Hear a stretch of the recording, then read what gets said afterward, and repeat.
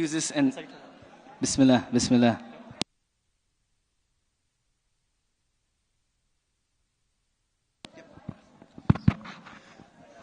So, Michael, if we can have everyone move forward as much as possible. We're expecting a big crowd tonight, inshallah. So, especially on the brother side over here, as we have people coming in, let's move up, move forward, get cozy. Inshallah ta'ala. We'll begin in just a couple minutes, inshallah. So please get ready, inshallah.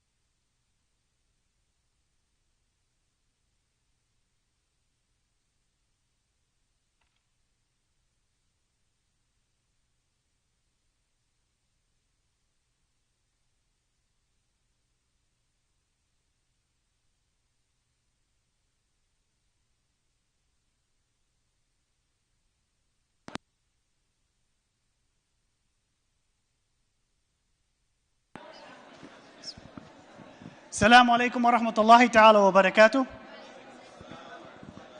أعوذ بالله من الشيطان الرجيم. بسم الله الرحمن الرحيم. الحمد لله رب العالمين والصلاة والسلام على سيدنا محمد وعلى آله وصحبه أجمعين.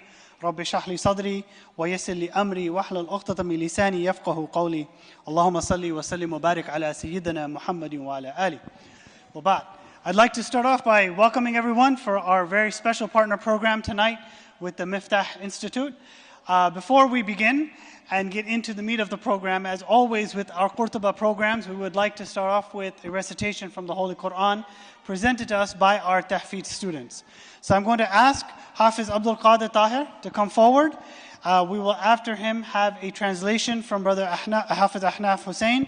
They will be reciting from Surah Yusuf for those who want to follow along on their phones or in a mushaf, starting with verse number 94 through 100. So, Jazakumullahu khairan, Brother Abdul Qadir.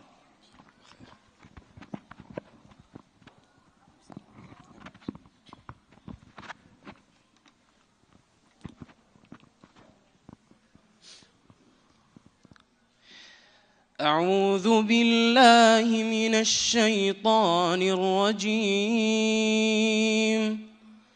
بسم الله الرحمن الرحيم. ولما فصلت العير قال أبوهم إني لأجد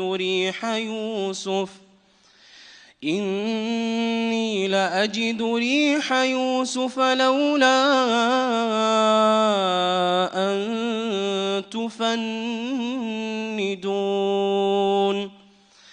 قالوا تالله إنك لفي ضلالك القديم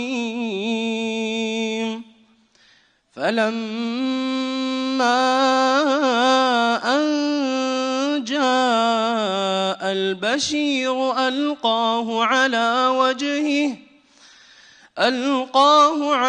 وجهه فارتد بصيرا قال ألم أقل لكم إني أعلم من الله ما لا تعلمون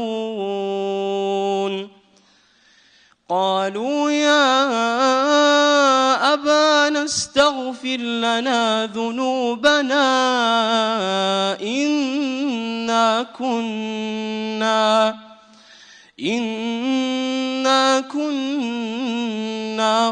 خاطئين قال سوف أستغفر لكم ربي إنه هو الغفور الرحيم فلما دخلوا على يوسف آوى إليه أبويه وقال ادخلوا مصر إن شاء الله آمنين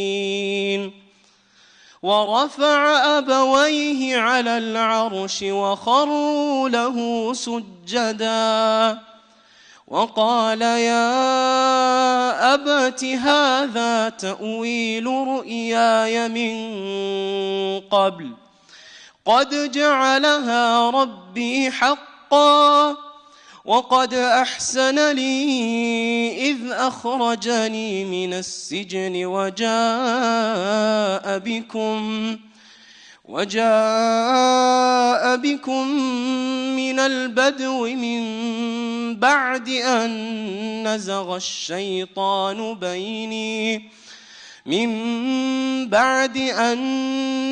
الشيطان بيني وبين إخوتي إن ربي لطيف لما يشاء إنه هو العليم الحكيم صدق الله العظيم.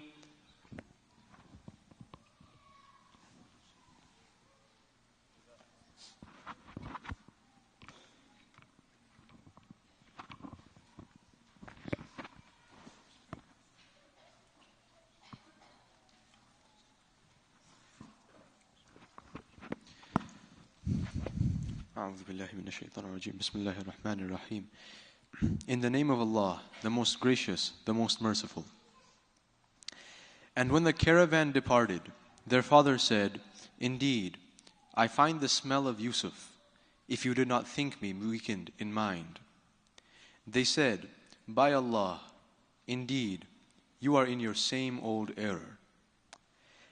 Then when the bearer of glad tidings arrived, he cast it over his face. Then his eyesight returned. He said, Did I not tell you that indeed I know from Allah what you do not know? They said, O our father, ask for us forgiveness of our sins. Indeed, we have been sinners. He said, Soon I will ask forgiveness for you from my Lord. Indeed, He is the oft forgiving, the most merciful. Then when they entered upon Yusuf, he embraced his parents and said, Enter Egypt, Allah willing, safe and secure. And he raised his parents upon the throne, and they fell down before him, prostrate. And he said, O my father, this is the interpretation of my dream from before. Verily, my Lord has made it true. And indeed, He was good to me when He took me out of the prison and brought you here from the Bedouin life, after Shaitan had caused discord between me and my brothers. Indeed, my Lord is most subtle to what He wills. Indeed, He is the All-Knower, the All-Wise. Sadaqallahu al-Aliyyul Azim. Takbir. Takbir. Takbir. أعوذ بالله من الشيطان الرجيم بسم الله الرحمن الرحيم الحمد لله رب العالمين والصلاة والسلام على سيدنا محمد وعلى آله وصحبه أجمعين.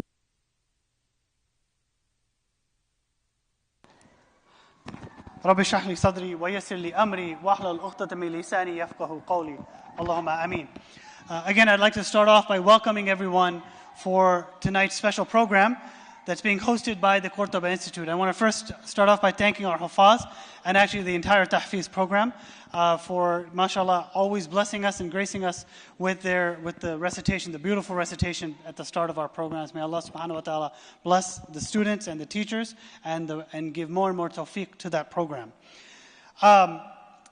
For those that are not familiar, the Qurtuba Institute here at the Adams Center provides educational curriculum, classes, and courses for our community. I want to share just a few of the things that we do before we get into the program for tonight.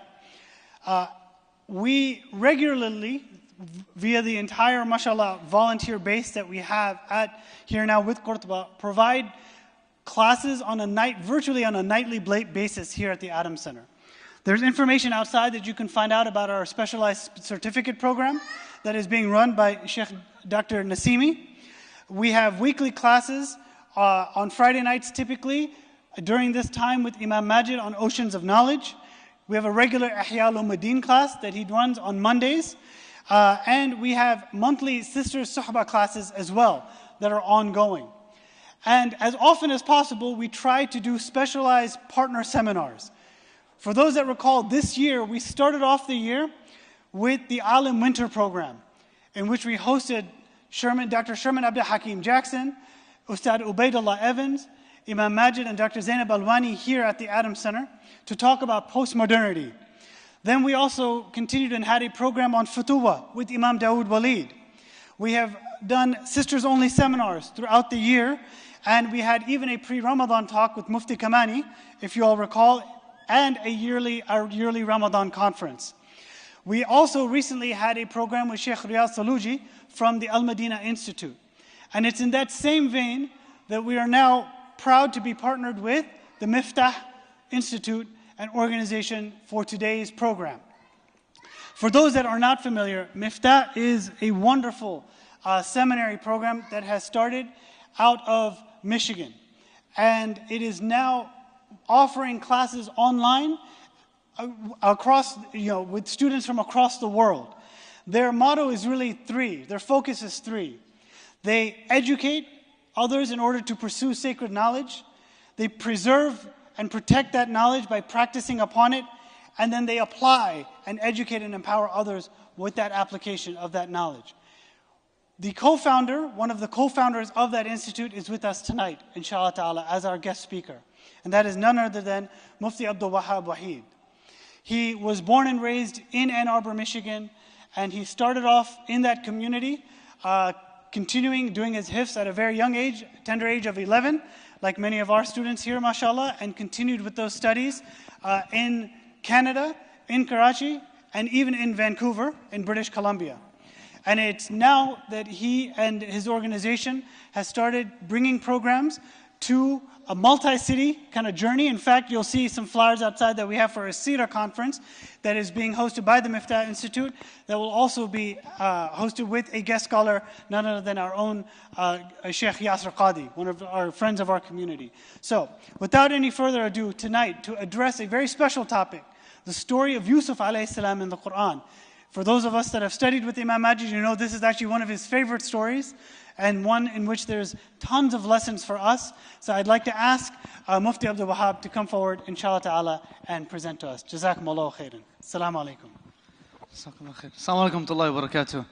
I apologize. I stood up when he started introducing me. I was okay when he was talking about Miftaah, but then he started talking about me, and I felt a little uncomfortable. So I said, you know what, I wouldn't respectfully try to cut the bio short. May Allah bless you, Habibuna. Jazakallah khair for the introduction, the beautiful introduction. Once again, assalamu alaikum wa rahmatullahi wa barakatuh. That's pretty weak. They told us in DC or in Virginia, people were pretty, they have good salams at least, at minimum. Assalamu alaikum wa rahmatullahi wa barakatuh. Okay, that's more like it. So, as we start, whose favorite surah is Surah Yusuf? Anyone find Surah Yusuf to be a part of their, top tier collection? Some of you? Okay, the goal is to learn the surah so we can all make it our favorite surah, inshallah ta'ala. We want to fall in love with the surah. Every surah is beautiful. Every surah has all the virtues that they have, all the benefits that they have. But in tonight's class, the goal is that inshallah we all fall in love with the story of Yusuf alayhi salam in the surah that Allah subhanahu wa ta'ala has revealed about the story of Yusuf, inshallah ta'ala. So historically, there's two ways that our scholars of tafsir have commented on the Quran. They have done tafsir. One is what we would call a very holistic approach where the scholar or the mufassir or the author of that tafsir book will go ahead and go through verse by verse the entire surah or the entire chapter or the entire Quran, which has many benefits, but it takes a lot of time. So we have many tafsir books like Ibn Kathir or Qurtubi where their focus is to go through the entire Quran ayah by ayah. And there's many classes that would do the same. The benefits are many. The con is only one, that in a limited time, sometimes the soul of it can get lost because we're so focused on the translation of it. And the other approach that has been historically accepted by the scholars of tafsir has been a thematical approach, that the tafsir of the surah is being done through the themes of the surah. And the benefit of that is that the focus, the core, the soul message which the surah is delivering is not lost in translation. as they say, things get lost in translation. But when the focus remains the themes, and when the focus remains the core elements which is being focused on, then it's much easier to align yourself with the benefits and the wisdoms that Allah subhanahu wa ta'ala is hoping for us to take from the surah. So in the limited time that we have, we will be doing the second, which is a tafsir of Surah Yusuf based on a certain theme, or a certain attribution of a theme, rather. And the themes that we have chosen is, Surah Yusuf is like a roller coaster to an extent, and hence it was given to the Prophet ﷺ, and we'll talk about why. So the way that we've broken it down is that there will be 5 lows and 5 highs. 5 lows and 5 highs. Inna ma'al usri yusra. With every low there will be a high. So we'll cover the lows and the highs. And in the surah, the 5 lows come first, and then the 5 highs come. And that's just a simple reminder for us that indeed Allah subhanahu wa ta'ala has promised us that after every difficulty there shall come ease. But the promise is not aligned in a way that with every difficulty there will be an ease. It could be difficulties fall upon each other, one after another, to a point where a person sees no light, and he sees no ability to, he finds it difficult to simply stay alive. And then Allah brings ease. So it's not that it happens side by side, but Allah will always make sure that the ease is caught up, and Allah brings comfort to us. So that is the framework, the intro of what we will be doing today, inshallah. I hope that makes sense to everyone, inshallah.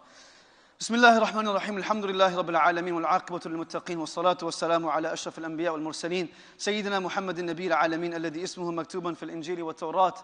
Amma ba'd. Faqad qala Allah ta'ala fi kitabihi al-aziz. Ba'da a'udhu billahi minash shaitanir rajim. Bismillahir Rahmanir Rahim. إنا عرضنا الأمانة على السماوات والأرض والجبال فأبين أن يحملنها وأشفقن منها وحملها الإنسان إنه كان ظلوما جهولا وقال النبي صلى الله عليه وسلم خيركم من تعلم القرآن وعلمه أو كما قال النبي صلى الله عليه وسلم. My dear brothers, sisters, elders and youngsters, there is no great story in life that we have read, we have seen, we have watched, or that we have experienced, except that that story that has a sense of greatness to it will have a backdrop. It will have a background. It will have context. And the context is not what makes a story great, but the context is what allows us to benefit from the details and the wisdoms of the story. The context is what allows a person to truly engage with the story, to be able to benefit from it. So like any other great story that we have watched or we have read, the context in the backdrop or the behind the scenes creates a build-up. It creates a hype. For those that watch sports, one of the biggest ways that different sport organizations are making money is that they're giving you and I a behind-the-scenes view. What is happening before the team comes to the court? What is happening inside the locker room? What is happening behind the scenes? Because what happens behind the scenes allows you to engage and connect at a more relatable manner with that story. It allows that story, it allows the story, as they say, to become very personal, because you understand what exactly is taking place in this person's mind, life, and heart before the story actually happens. Similarly, there are no stories that are more beautiful and more enjoyable to learn than the stories that Allah subhanahu wa ta'ala has highlighted for us in the Quran. Not because it simply is a story, it's because Allah subhanahu wa ta'ala is the one that revealed it. So the story will always be beautiful, it will always be enjoyable. But at times, because we have not been able to access or unlock the treasure of the background of that story, we get lost and stuck upon the surface of it. So Musa alayhi salam walked upon the mountain. Musa alayhi salam split the sea. So we get the facts, but not the depth. There is a background of this story. As beautiful as the story is, it is even more enjoyable when we understand why Allah subhanahu wa ta'ala revealed it to the Prophet sallallahu alayhi wa sallam. So my dear friends, Allah subhanahu wa ta'ala says in the Quran, Ya ayyuhal insan, innaka kadihun ila rabbika kadhan famulaqi. That, O human being, you will continue experiencing difficulty and hardship upon a hardship, famulaqi, until you finally come and meet me. One difficulty, and then the next one will come. And the moment you think, and the moment that I think, that this difficulty will be the end of it, and that's it, there's nothing else after this, kadhan, there's something else that happens to us. And then when a person says, well, when will this finally end? Allah says, فَمُلَاقِي. When you meet me. Abu Darda radiallahu anhu says that at times a believer will go through such difficulty, it will be as if he is about to drown in a large body of water. And when one wave settles, the next one comes. He's hardly able to catch his breath or her breath. And the next wave comes clashing upon them. This is a reality of this world. Where Allah subhanahu wa ta'ala says, أَحَسِبَ النَّاسُ أَن يُتْرَكُوا أَن يَقُولُوا آمَنَّا وَهُمْ لَا يُفْتَنُونَ. Does a believer actually believe that they can say that we are believers and we believe in Allah subhanahu wa ta'ala and they won't be challenged? Imam Azari rahimahullah says, the default state of life, the default state, not the exception, the default state of life is difficulty. The exception is happiness. The exception is comfort. So now when a person experiences comfort and happiness, their level of gratitude is much more than a person who thinks that that is the default state. If we were to unveil the life of the Prophet ﷺ, and we were just to simply observe whether or not this person lived a happy life, and if we took an unbiased approach in reviewing his life, no person would come back and say the Prophet ﷺ was a happy man, or he lived a happy life. How could a person be happy if they lost 6 of their 7 children while they were alive? How could a person be categorized as happy if difficulty and trauma had struck him before he entered this world, where his father was taken from him? How could you define someone to be happy when his own mother is removed from his life at the age of 4 or 5? How can you define this person to be happy when the love of his life is taken from him in Khadijah? You don't see a happy person looking back at you. You see a person who is content with life.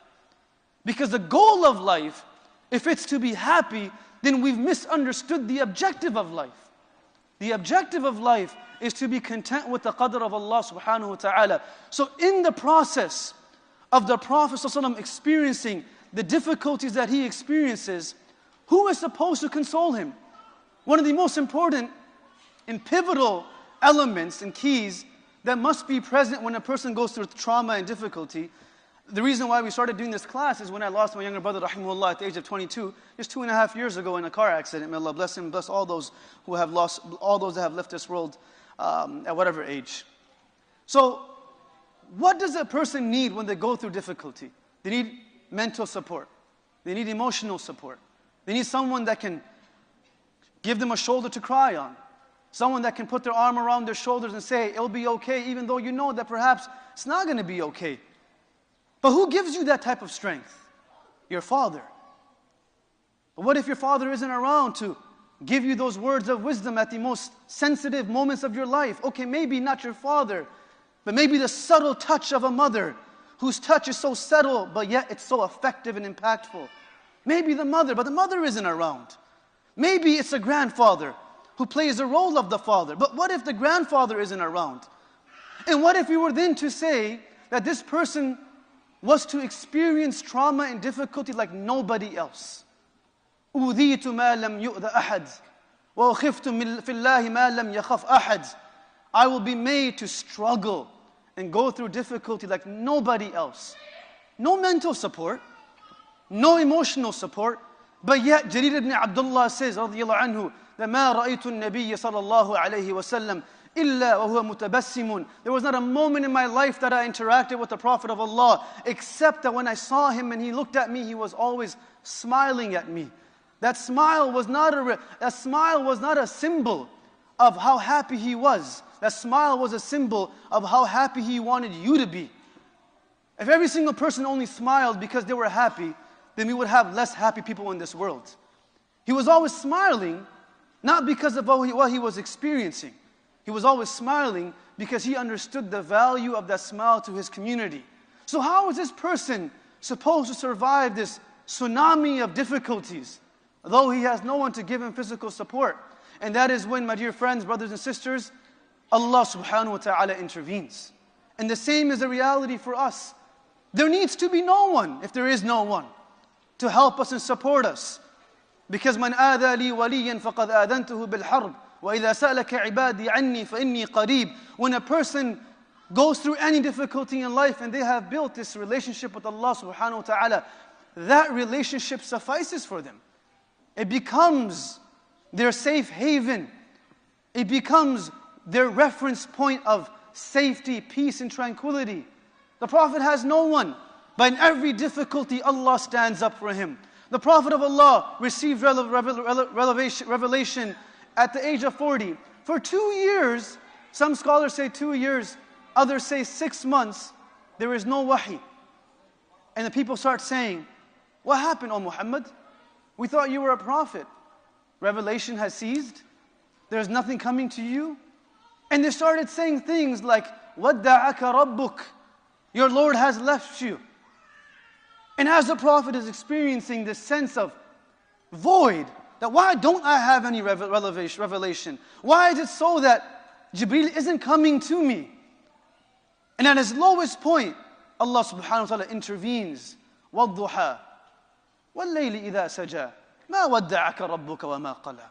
وَالضُّحَى, I swear by the light of the sun, or the beauty of your face, or the light that's upon your face that is brighter than the moon on the 14th night. مَا وَدَّعَكَ رَبُّكَ. Your Lord has never left you, and He will never leave you.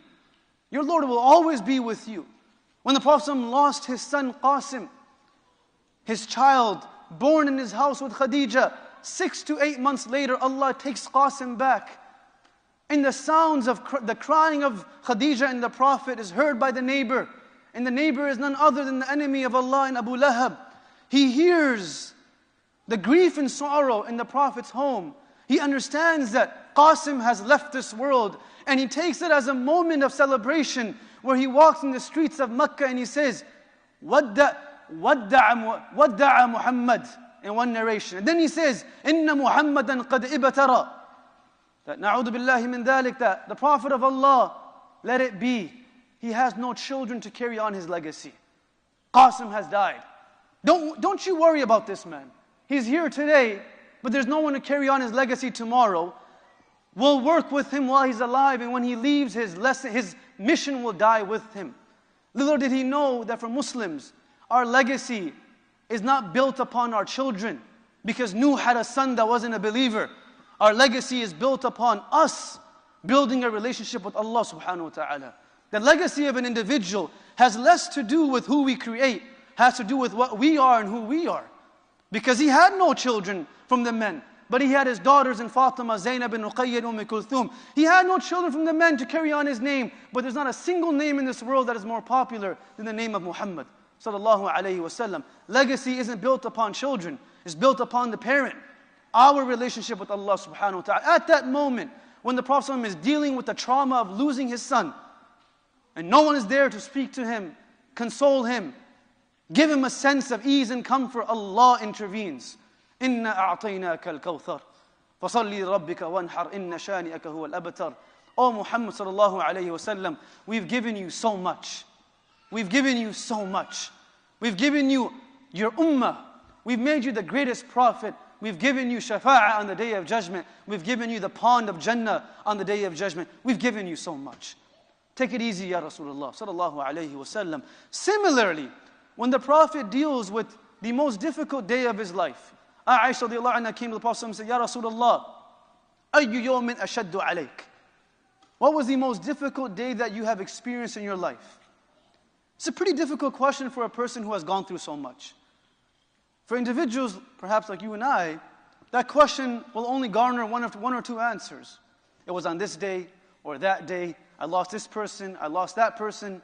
But imagine the Prophet ﷺ who is experiencing these types of struggles throughout his journey of being a prophet, and even before he becomes a prophet. So he looks at Aisha radiallahu anha and he says, in Mecca, it was the day of Ta'if. And in Medina, it was the day of Uhud, the most difficult days of my life. So he loses his support system, his internal support system being Khadija radiallahu anha. And Amul Huzn, the year of sorrow, which is known as a year of sorrow because Abdullah ibn Abbas says that we never saw the Prophet smile less in his life than this year. He lost his wife Khadija. after the boycott which took place for 3 years, so from year 5, right, from year 7 to year 10, there's this boycott taking place.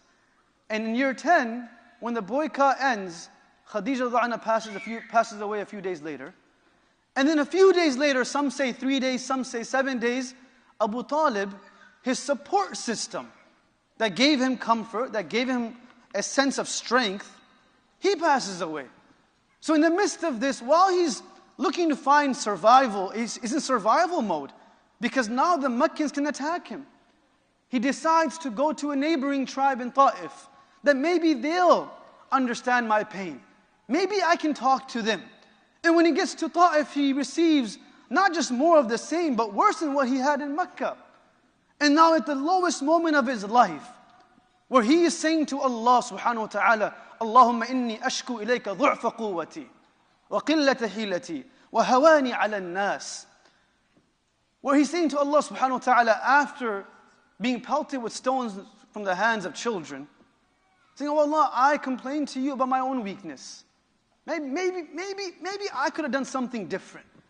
We live in a time where every single person finds it so easy to point a finger at someone else when something goes wrong, and we find it very difficult to point a finger at someone else when something goes right. We live in a society when something goes right, the only pronoun that we know how to use is I did it. And when something goes wrong, the only pronoun that we use is we did it. Which should be the opposite.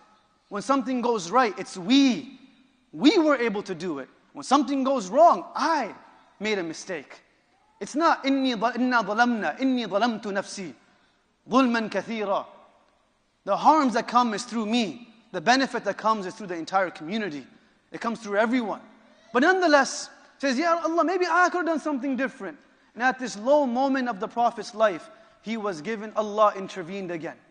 And he was given 3 blessings and 3 gifts. One was the iman of the jinn, that the jinn became Muslims. Oh Allah, O Prophet of Allah, the humans didn't listen to you, I'll give you another creation. Number 2 was the journey of Mi'raj. And number 3 was the beautiful story of Yusuf.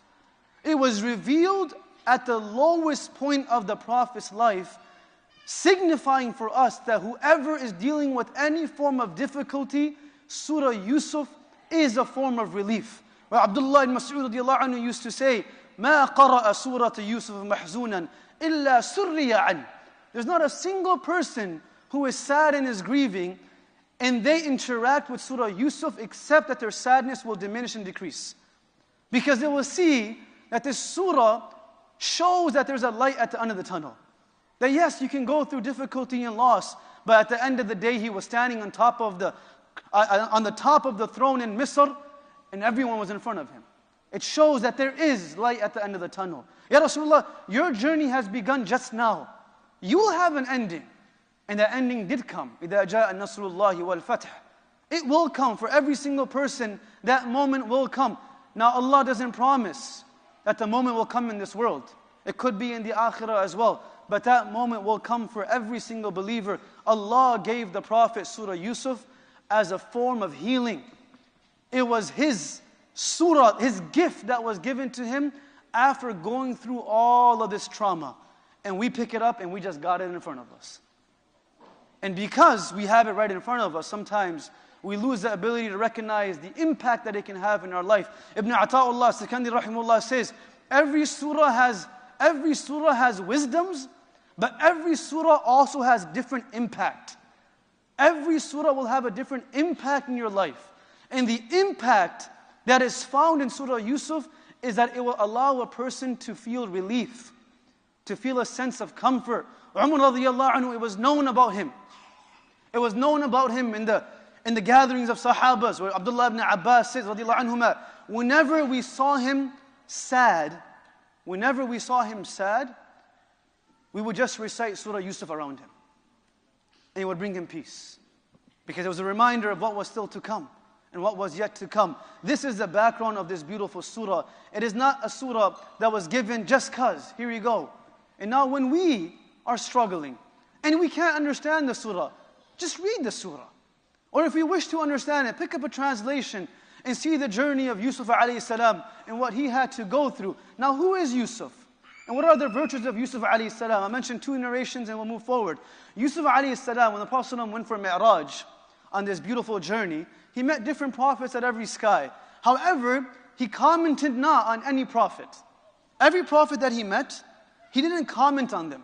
He just, when he narrated the story, he simply said, I met Musa, I met Isa, I met Yahya.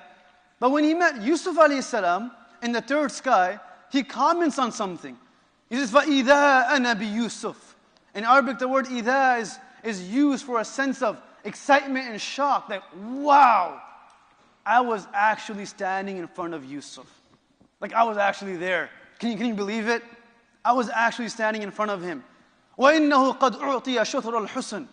And he was granted and gifted half the beauty of this world. The Prophet ﷺ one day was asked, مَنْ أَكْرَمُ النَّاسِ. Who is the most honorable person? Who is the most honorable person? The Prophet ﷺ responded by saying, well, that's very simple. إِنَّ أَكْرَمَكُمْ عِنْدَ اللَّهِ أَتْقَاكُمْ. That the most honorable individual is the one that has the most God consciousness in their life. He said, لَسْنَا عَلَى ذَلِكَ نَسْأَلُ.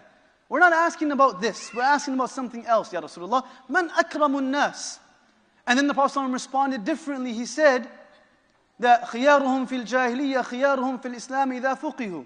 النَّاسُ مَعَادٍ كَمَعَادٍ الذَّهَبِ وَالْفِضَّةِ. People are mines like mines of gold and silver. That everyone has goodness within them. The best of them are the ones that Allah gave them the understanding of this deen. He says, no, we're not asking about this either. We're not asking you about equality. Because it was known, and is known in the Quran as well, and within the prophetic tradition, Allah subhanahu wa ta'ala, now that the Prophet ﷺ would identify greatness to an individual, they would identify greatness to equality.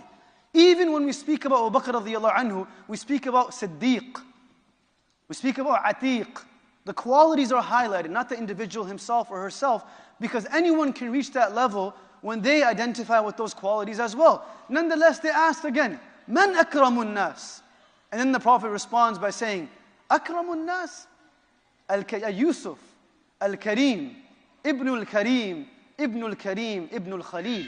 The most honorable person is Yusuf alayhi salam, who is the son of an honorable person in Yaqub, who is the son of an honorable person in Ishaq, and who is the son of the friend of Allah and Ibrahim, Khalilullah alayhi salatu wassalam. He is the most honorable person, and he speaks about who he was. So there are many virtues in hadith of Yusuf alayhi salam. It's actually mentioned by Ibn Qayyim rahimahullah that 5 times in the Prophet's life, the Prophet made a decision and he reflected it to Yusuf alayhi salam. That I am doing this because of how Yusuf did it. I am doing this because of what Yusuf did. And this shows you that the stories of all the prophets were given to the Prophet ﷺ as a paradigm. That you can decide how you want to make your decision. This is how Musa did it. This is how Yaqub did it. This is how Yusuf did it. And in the Prophet's life, he would refer back to the different prophets that they were, as he was shown their lives, he would make decisions based upon their lives as well. Hence Allah subhanahu wa ta'ala says, أُولَٰئِكَ الَّذِينَ هَدَاهُمُ اللَّهُ فَبِهُدَاهُ مُقْتَدِي. These are the people that Allah has given guidance, follow their guidance. And now we begin this beautiful story of Yusuf alayhi salam. After that background, that now we'll just touch base on the different verses that talk about the lows and the highs. The beginning of the surah begins with Allah subhanahu wa ta'ala making a declaration, making a statement. نَحْنُ نَقُصُّ عَلَيْكَ أَحْسَنَ الْقَصَصِ. We will give you and we will reveal to you the greatest of stories. The word that is used, and I apologize if I get a little geeky in the Arabic, but you guys are in Adams, I know you guys have Qurtuba, you guys have Fawakih, you have all these beautiful people that learn Arabic over here, so maybe I'll challenge you and see what's going on over here. Am I allowed to challenge you guys? Just a little bit? Okay. So the word is qassa. What does qassa mean? Anyone know what qassa means? Story? Okay, brothers? Narrate? Huh? Ka? Oh, that's close. There's no wrong answer, except that there always is, right? The word qassa actually means in Arabic to follow someone's footsteps. To follow someone's footsteps. فَوَجَدَ عَلَىٰ آثَارِهِمَا قَصَصًا. That they would follow the footsteps that they had when they went back, Khidr and Musa, to find their fish. In the story of Khidr alayhi salam. So it means to follow something in sequence. And the reason why Allah uses the word qassa is because He will give us the story in sequence of the story. And it is one of the only stories in the Quran that have been given to us in this sequence. So it's qassa. It's not just narrate a story. It's I will narrate to you the story in the sequence of how it was taking place. This word, in reference to a story in the Quran, is only used 2 times. Can someone tell me where the second place is? One is here. There's one more. Huh? Brother, sister, you said it. Someone's sister said it too? MashaAllah. This is an educated nation, MashaAllah. Right? نَحْنُ نَقُصُّ عَلَيْكَ نَبَأَهُمْ بِالْحَقِّ. And in that story as well, how does Allah reveal the story? Exactly how it took place. In the sequence of how it happened. They went to this cave, this is what happened, they woke up, then they passed away. Whenever you narrate a story in sequence, it's called qassa. So Allah is saying that I'm going to narrate it in a sequence, and this is how I want you to learn it. نَحْنُ نَقُصُّ عَلَيْكَ أَحْسَنَ الْقَصَصِ. The most beautiful of stories. Now, it's very easy for us to say, this is a beautiful story. But every story in the Quran is beautiful. So when Allah subhanahu wa ta'ala hyperbolizes it, you know it's very unique and it's special. أَحْسَنَ الْقَصَصِ مَا أَوْحَيْنَا إِلَيْكَ. From that which we have revealed to you. وَإِن كُنْتَ مِن قَبْلِهِ لَمِنَ الْغَافِلِينَ. I want to highlight this point quickly. Even though before this moment, you knew nothing about this story. Why is this being mentioned? This is being mentioned because the question came from the Jews, how did Yusuf get to Misr? If he was from where? From Palestine, from Canaan. How did he end up in Misr? They asked the Prophet this question. And they're coming and asking questions as if they already know the story. So Allah is saying, sit back and put your seatbelt on. You don't know the story. I know the story. وَإِن كُنْتَ مِن قَبَلِهِ لَمِنَ الْغَافِلِينَ. You know nothing of the story. The condition and the prerequisite of learning knowledge is to identify how less we know. وَإِن كُنْتَ مِن قَبَلِهِ لَمِنَ الْغَافِلِينَ. A lot of times, what we do is whenever we hear a story that we've already heard, or we hear a hadith that we've already heard, the mind automatically checks out. I've already heard this before. I already have this on lock. But the condition of listening is to listen as if we've never heard it before. وَهَلْ أَتَاكَ حَدِيثُ مُوسَى. Allah says, has the hadith of Musa come to you? The word hadith in Arabic means something new. Something new. This is why man ahdatha fi amrina bid'ah. Something new. Why is Allah calling the story of Musa something new, though it is the most common story in the Quran? Because He's saying, Ya Rasulullah, I still want you to interact with it as if it is the first time that you are hearing it. Imam Ghazali rahimahullah says, when a person interacts with the Quran in such a manner, though they've already heard the ayah, the benefits will be different. And the takeaways will be different. This is what Abdullah ibn Abbas anhuma used to say, that there's not a single time that I've sat to recite the Quran except that when I recite that same ayah again, I take something new from it. So, إِن كُنْتَ مِن قَبْلِهِ لَمِنَ الْغَافِلِينَ. What is it? How does this story begin? It begins from a dream. Not a dream that how us Desi parents have. मेरा एक ख्वाब है. मेरे सारे बेटे बच्चियां doctor बनेंगे. No, not such a dream, but like a real dream. Like this guy has a real dream. And he comes, إِذْ قَالَ يُوسُفُ لِأَبِيهِ يَا أَبَتِ. When Yusuf comes to his father, and he speaks to him in such a respectful tone. Ya abati. Ya abati. Oh my dear beloved father. Not like us children. We want something from our dad. Hey, Abu. Pops. Pops. Next thing you have is sodas. Right? That was pretty bad. My bad. Right? But like, just hey, what's up? Ya abati. Ya abati. Oh my beloved, loving father.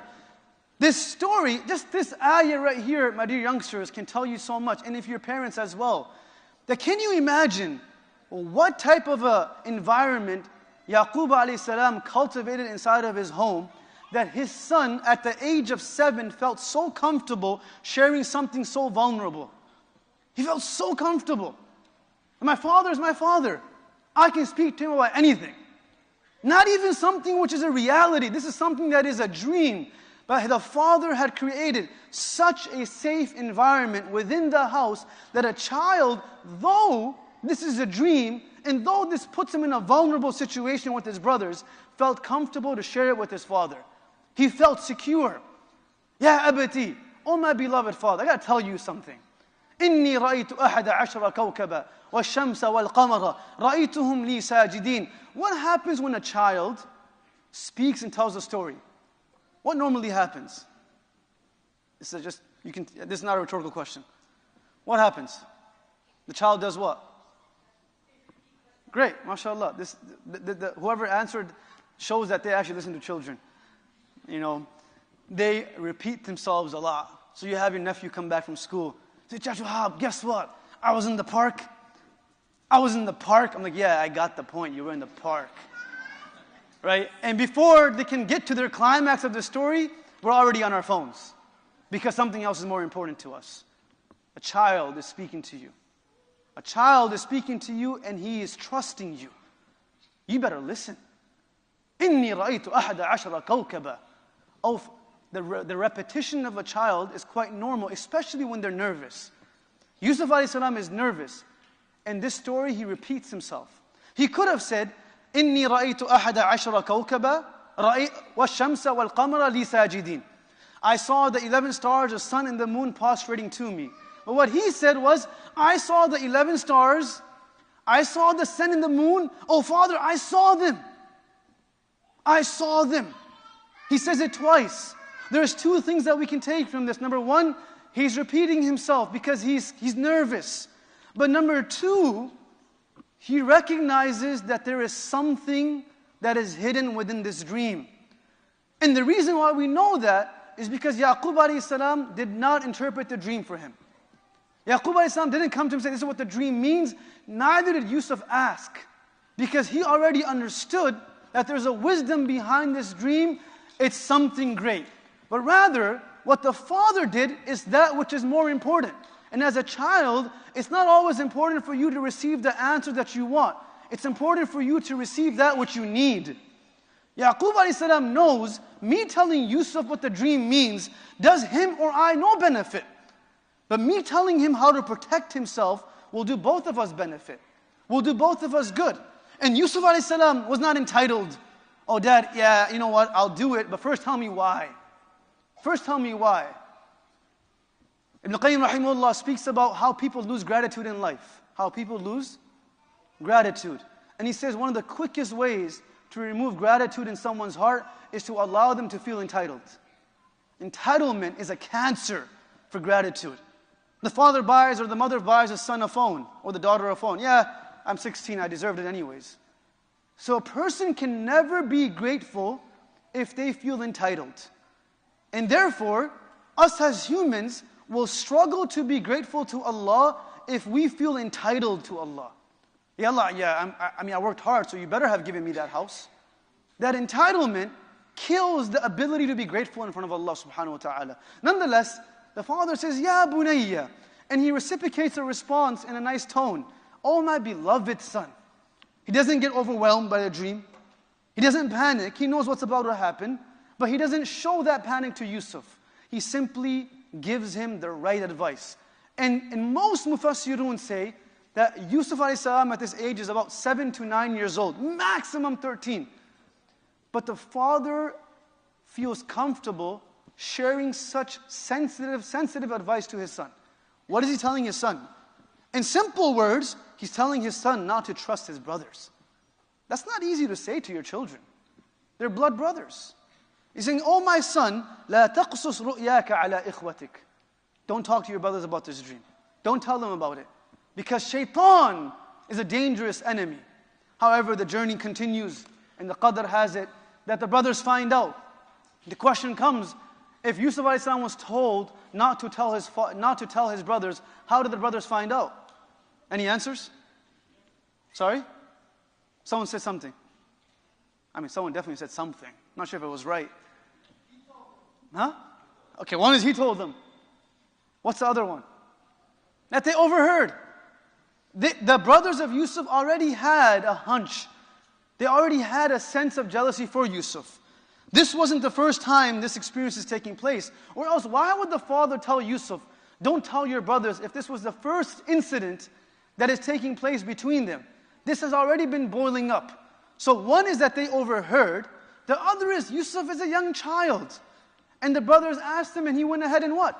Told them the story. And now the brothers begin their journey. The first low is the actual plot of the brothers of Yusuf of throwing him inside of a well. They begin their journey. They say, إِذْ قَالُوا لَيُوسُفُ وَأَخُوهُ أَحَبُّ إِلَىٰ أَبِينَا مِنَّا وَنَحْنُ عُصْبَةٌ. Is it possible for Yusuf and Binyamin to be more beloved to our father than us? Our father has verily lost his plot. How easily and how carelessly older children, older, not younger, whoever's older here, how carelessly and how audaciously we dare to use these terms for our parents. They don't know what's going on anymore. They've become very old. They have lost they don't really know what's going on. Who allows us to, who gives us the time and space to speak like that about our own parents? This is what the brothers of Yusuf did. إِنَّ أَبَانَا لَفِي ضَلَالٍ مُبِينٍ. That our father has lost his plot. Something's wrong with him. How dare a child speak about his parents that way, regardless of what the father or mother does? Nonetheless, the brothers say this about the father, that our brother is more beloved to us than our father. This is not okay. They say, well, we have to find a solution. اقتلوا Yusuf. The only solution that we can think of is to, how many minutes do we have? Okay, can you 1 minute? Let me finish this ayah? Just this ayah, if you don't mind. I'm Hanafi, we pray a little late. I'm just messing around. Right? Not Maghrib, only Asr. All right? اقتلوا Yusuf. Kill Yusuf. Or throw him into a well. Why? Why? What was the reason why, my dear brothers and sisters? يَخْلُ لَكُمْ وَجْهُ أَبِيكُمْ. Sometimes we justify the worst crimes because we say that the ends justify the means. Who told us that? There is no incentive that is more pure than the incentive of hoping to receive love from your father. What a pure incentive. If we were to separate this story and just tell you how much the children of Yaqub loved the presence of their father, you would say, how obedient are these children? Because they actually have a pure incentive. Their objective is to simply be with their father as much as they can.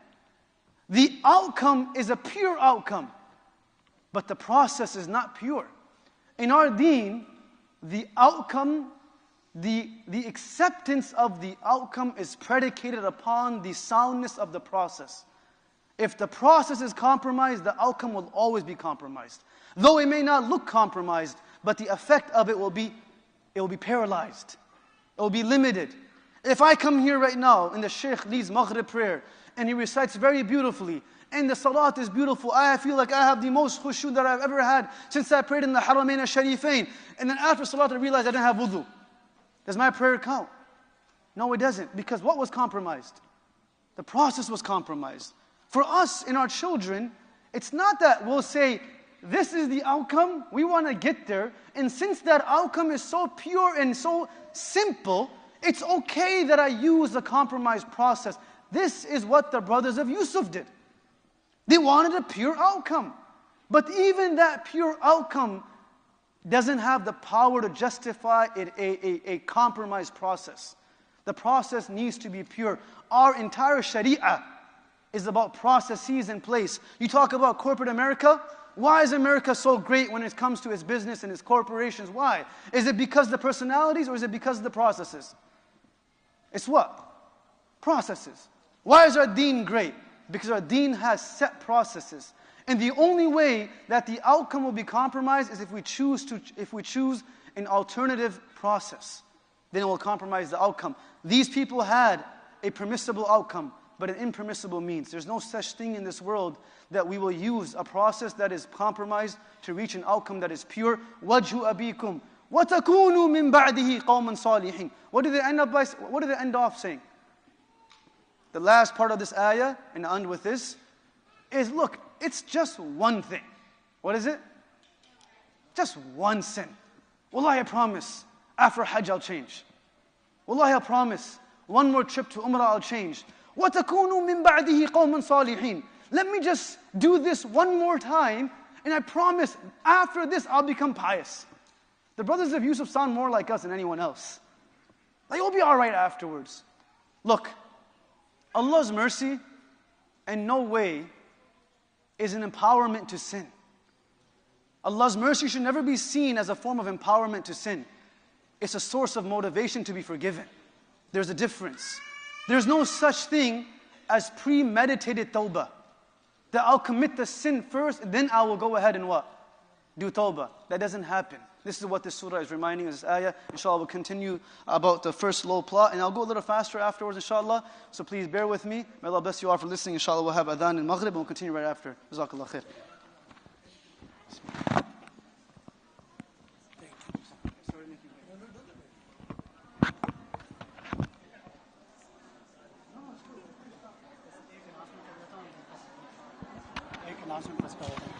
Assalamu alaikum. One quick announcement, just real quick, guys. I know everybody's excited.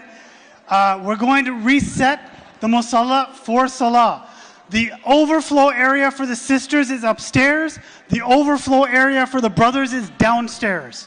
Upstairs for the sisters, downstairs for the brothers. Inshallah, let's try and do this as efficiently as possible.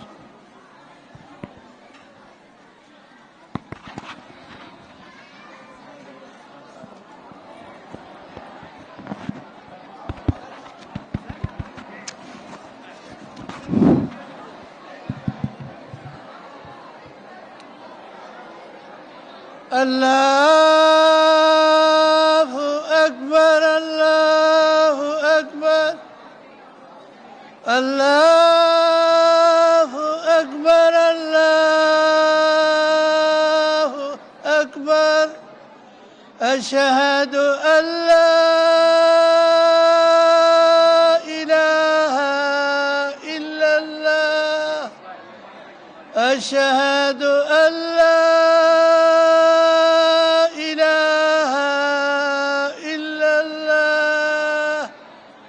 أشهد أن محمدًا رسول الله أشهد أن محمدًا رسول الله حي على الصلاة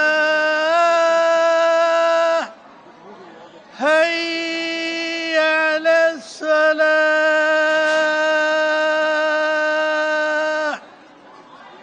حي على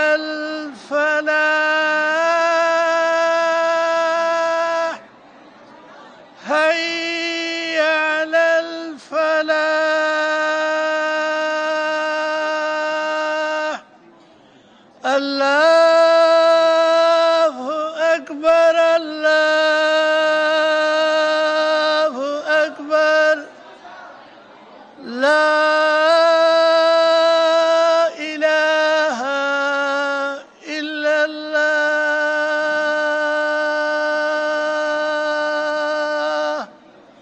اللهم رب هذه الدعوة التامة والصلاة القائمة آت محمد الوسيلة والفضيلة والدرجة وابعث مقاما محمودا الذي وعدته وارزقنا شفاعته إنك لا تخلف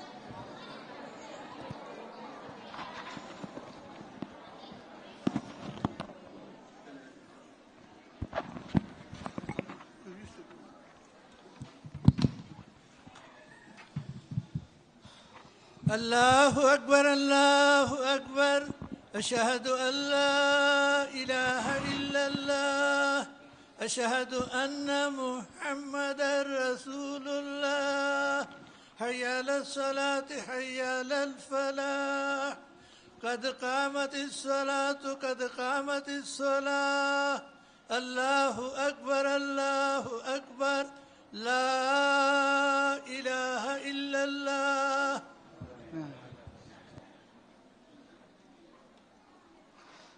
استقيموا. Please make sure your lines are straight, shoulder to shoulder. Jazakallah khair. Allahu Akbar.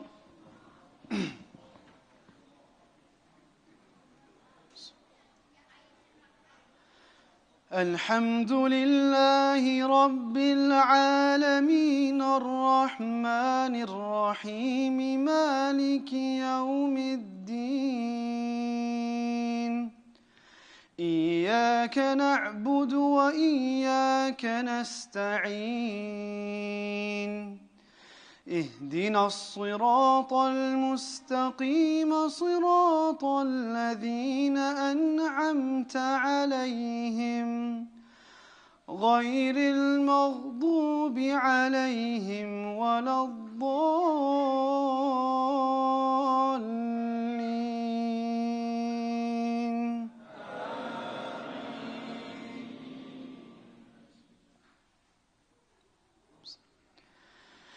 إن الذين قالوا ربنا الله ثم استقاموا تتنزل عليهم الملائكة ألا تخافوا ولا تحزنوا وأبشروا بالجنة التي كنتم توعدون نحن أولياؤكم في الحياة الدنيا وفي الآخرة ولكم فيها ما تشتهي أنفسكم ولكم فيها ما تدعون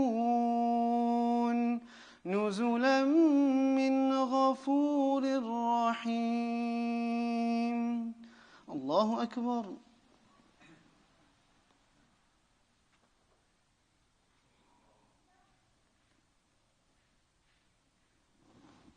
سمع الله لمن حمده. الله أكبر.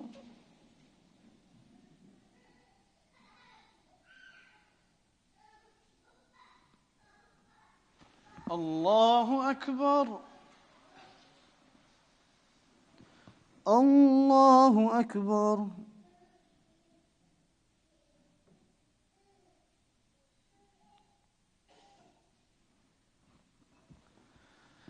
الله أكبر. الحمد لله رب العالمين الرحمن الرحيم مالك يوم الدين إياك نعبد وإياك نستعين اهدنا الصراط المستقيم صراط الذين أنعمت عليهم غير المغضوب عليهم ولا الضالين.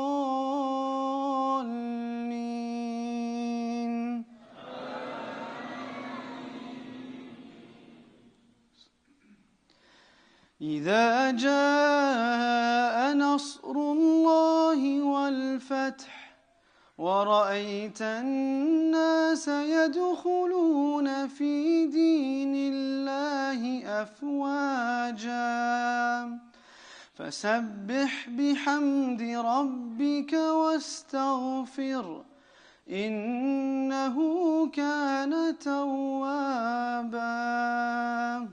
الله أكبر.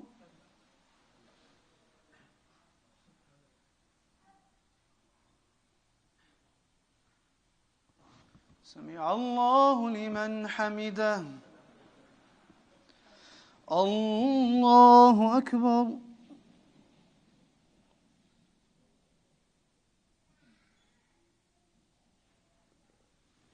الله أكبر. الله أكبر.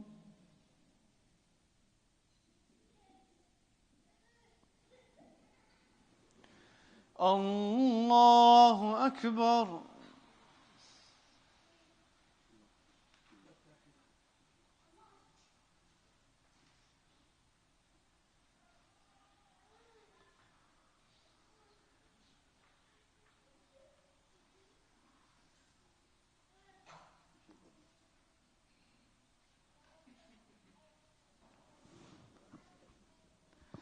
Allahu Akbar.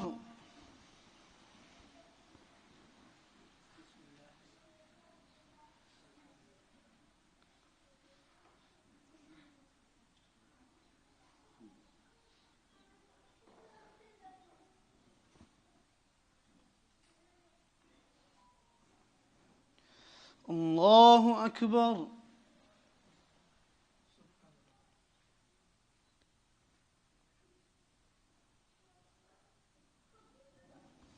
سمع الله لمن حمده.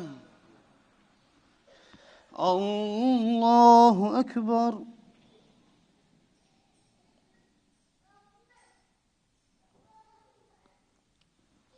الله أكبر. الله أكبر.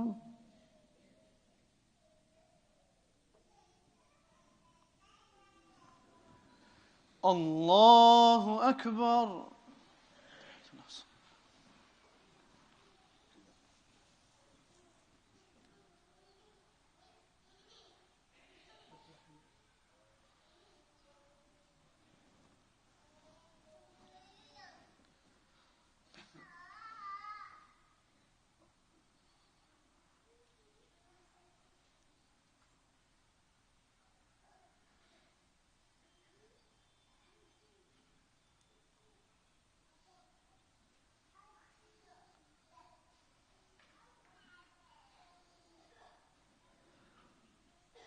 السلام عليكم ورحمة الله. السلام عليكم ورحمة الله. اللهم استغفر الله. اللهم صل.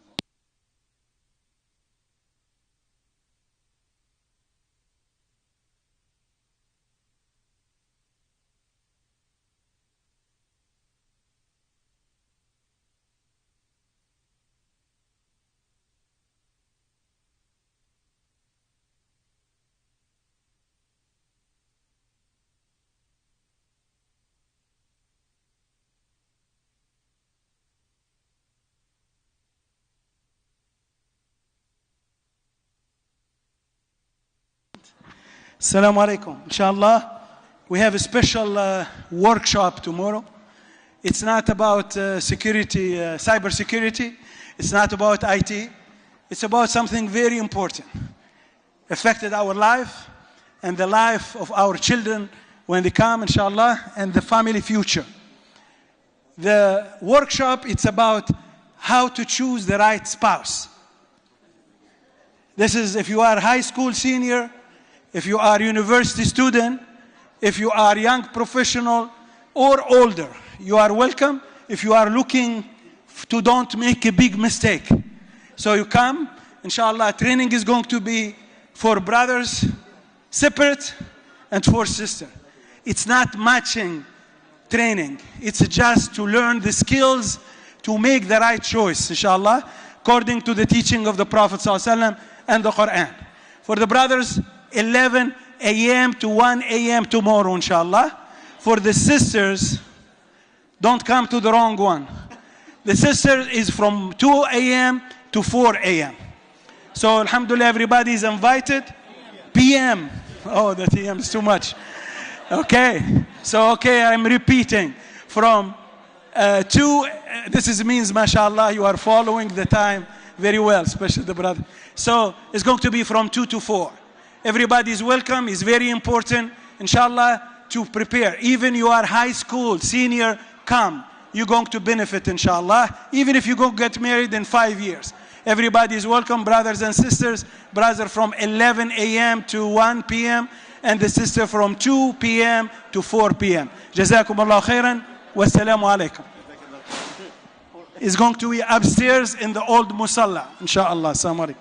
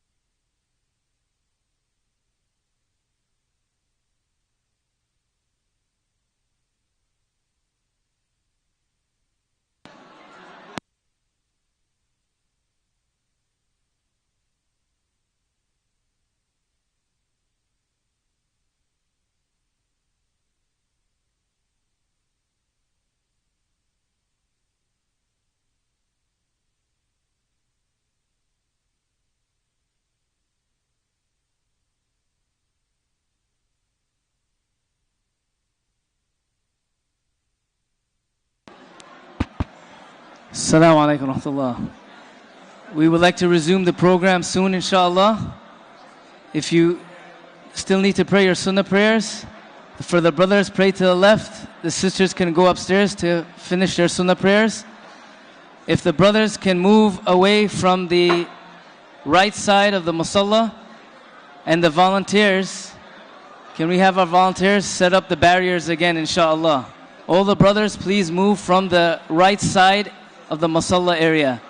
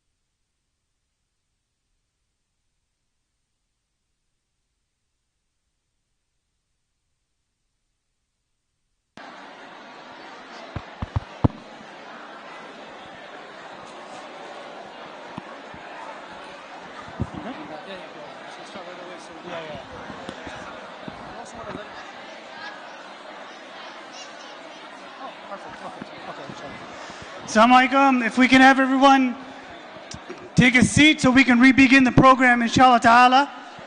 I'm going to ask if you're having conversations, it's okay, but please just take it outside. Take it outside so that we can have the musalla, inshallah, for a continuation of the talk. Just by way of logistics, the plan is to continue the class now. We will actually continue after Isha as well.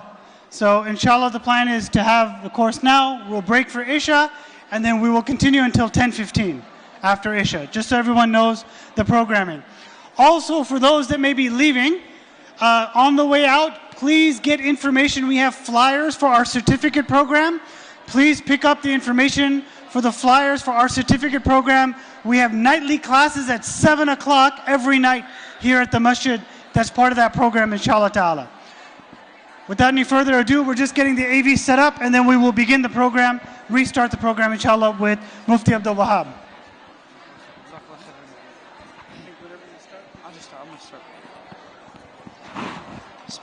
Assalamu alaikum wa rahmatullahi wa barakatuh. Bismillah ar-Rahman ar-Rahim. Nahmaduhu wa nusalli ala Rasulil Kareem. Ma ba'd. So as we were talking about, inshallah, if everyone can lower their voice, only have a few minutes, inshallah. There you go. Assalamu alaikum wa rahmatullahi wa barakatuh.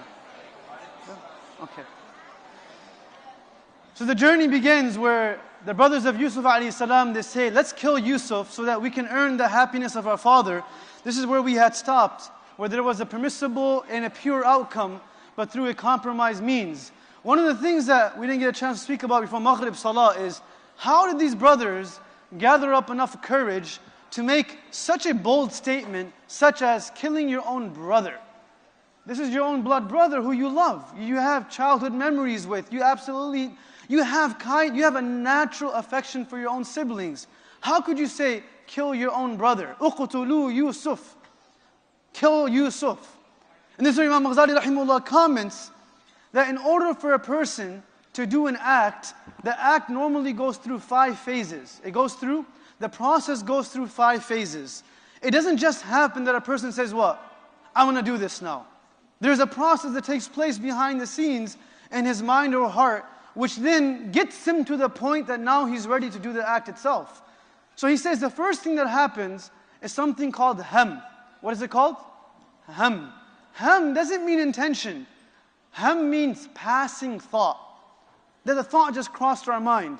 You drive by a billboard, you see a car that is being shown on sale, and the thought crosses your mind. That is called ham. You see an ad on YouTube, that is called what? Ham. And the goal of everyone in life is to get a piece of our ham. Because they want us to start thinking about it.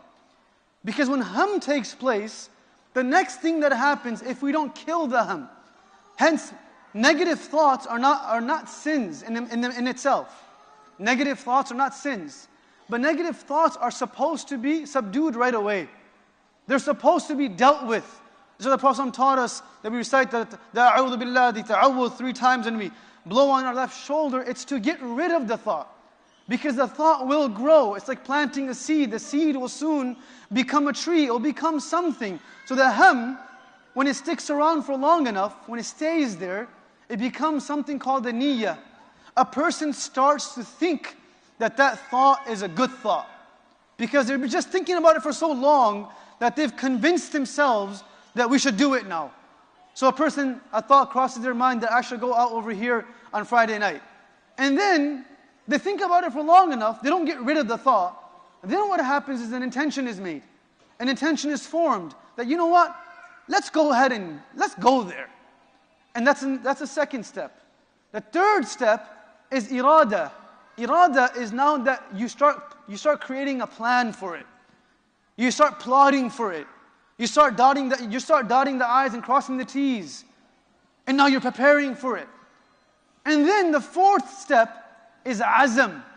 Azam, which means that you create not only an intention, but a definitive decision that I will get this job done. It's called azam. فَإِذَا عَزَمْتَ فَتَوَكَّلْ عَلَى اللَّهِ. Azam is the last stage before the actual act itself. Azam, where you make such a strong pact with yourself and whoever you're making it with, that I'm going to get this done. It's a very dangerous thing when it comes to wrong. Because now you're committed to it regardless of what happens. What is azam? Ham is, you saw a billboard, thought crosses your mind. And now you start seeing it over and over again. Because the ham is still there. Niyyah is, I want to actually do this now. Irada is, let me call my friends and put a plan together. Azam is, Friday night, 8 p.m., you pick me up, we're going there.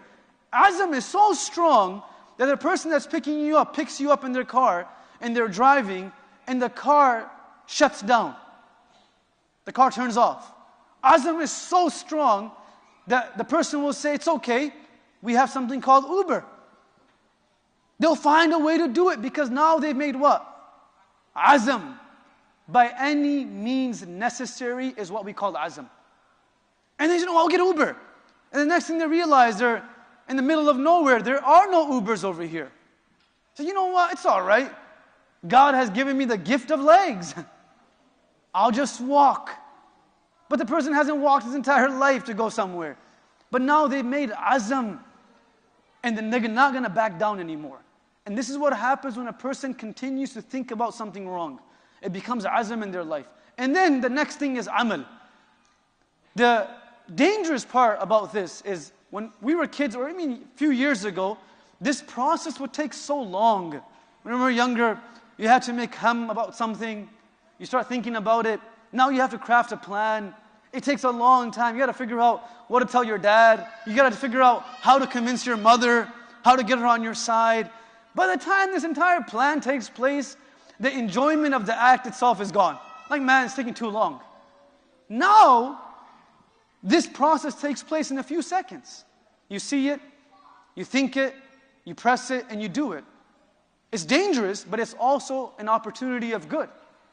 Because the same process takes place for good.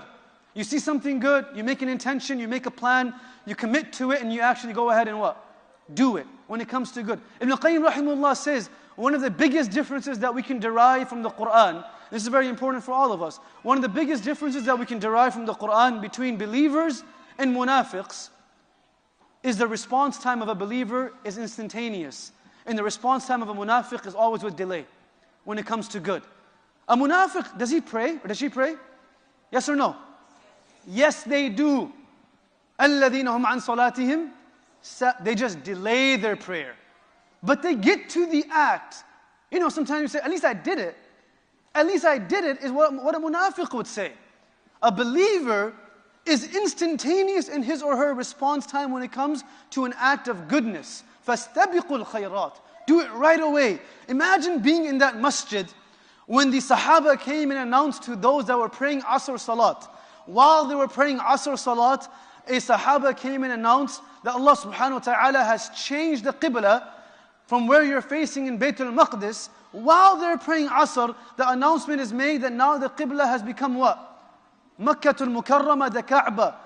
No person spoke to each other. In the middle of their prayer, they shifted the entire congregation all at once without anyone speaking to anybody else, without a single delay. This is called instantaneous response time when it comes to good. There was no need to speak. There was no need to delay because the announcement was the Prophet has said that we change our Qibla, now we change our Qibla. This is what a believer does. So nonetheless, this is their process. They've thought about it long enough. This is why they're now saying, uqtulu Yusuf. Kill Yusuf. It doesn't happen right away. Hence, any negative thought we have about someone, our Sharia teaches us that before we sleep, we forgive the person. One of the greatest acts of a believer is إن قدرت أن تصبح وتمسي وليس في قلبك غش لأحد فافعل فذلك من سنتي. What the Prophet says to Anas ibn Malik, if you're able to go to sleep at night and you have absolutely nothing in your heart for anyone else, this is the greatest success. This is one of my greatest sunnahs because now a negative thought won't sit overnight and it won't continue to grow on you. So the story continues. And the last thing actually before I move ahead, were the brothers of Yusuf in the right in any way that Yaqub was, na'udhu billah, unfair? Because it said that how come the father loves Yusuf more than us? Now logic explains the answer. That in every family, you have children, the youngest one is loved, he grows older, she grows older, the next one comes around, the next one is loved, the next one comes around, next one is loved. And it's known the youngest is always what? It's the favorite in so many ways because they're the youngest. The fact that they felt that they were not receiving that same love is in itself a sign that they've already experienced it when they were young. They've been through it. They experienced that love from Yaqub, hence they miss it. If they never experienced it, they would never have thought that they missed out on something.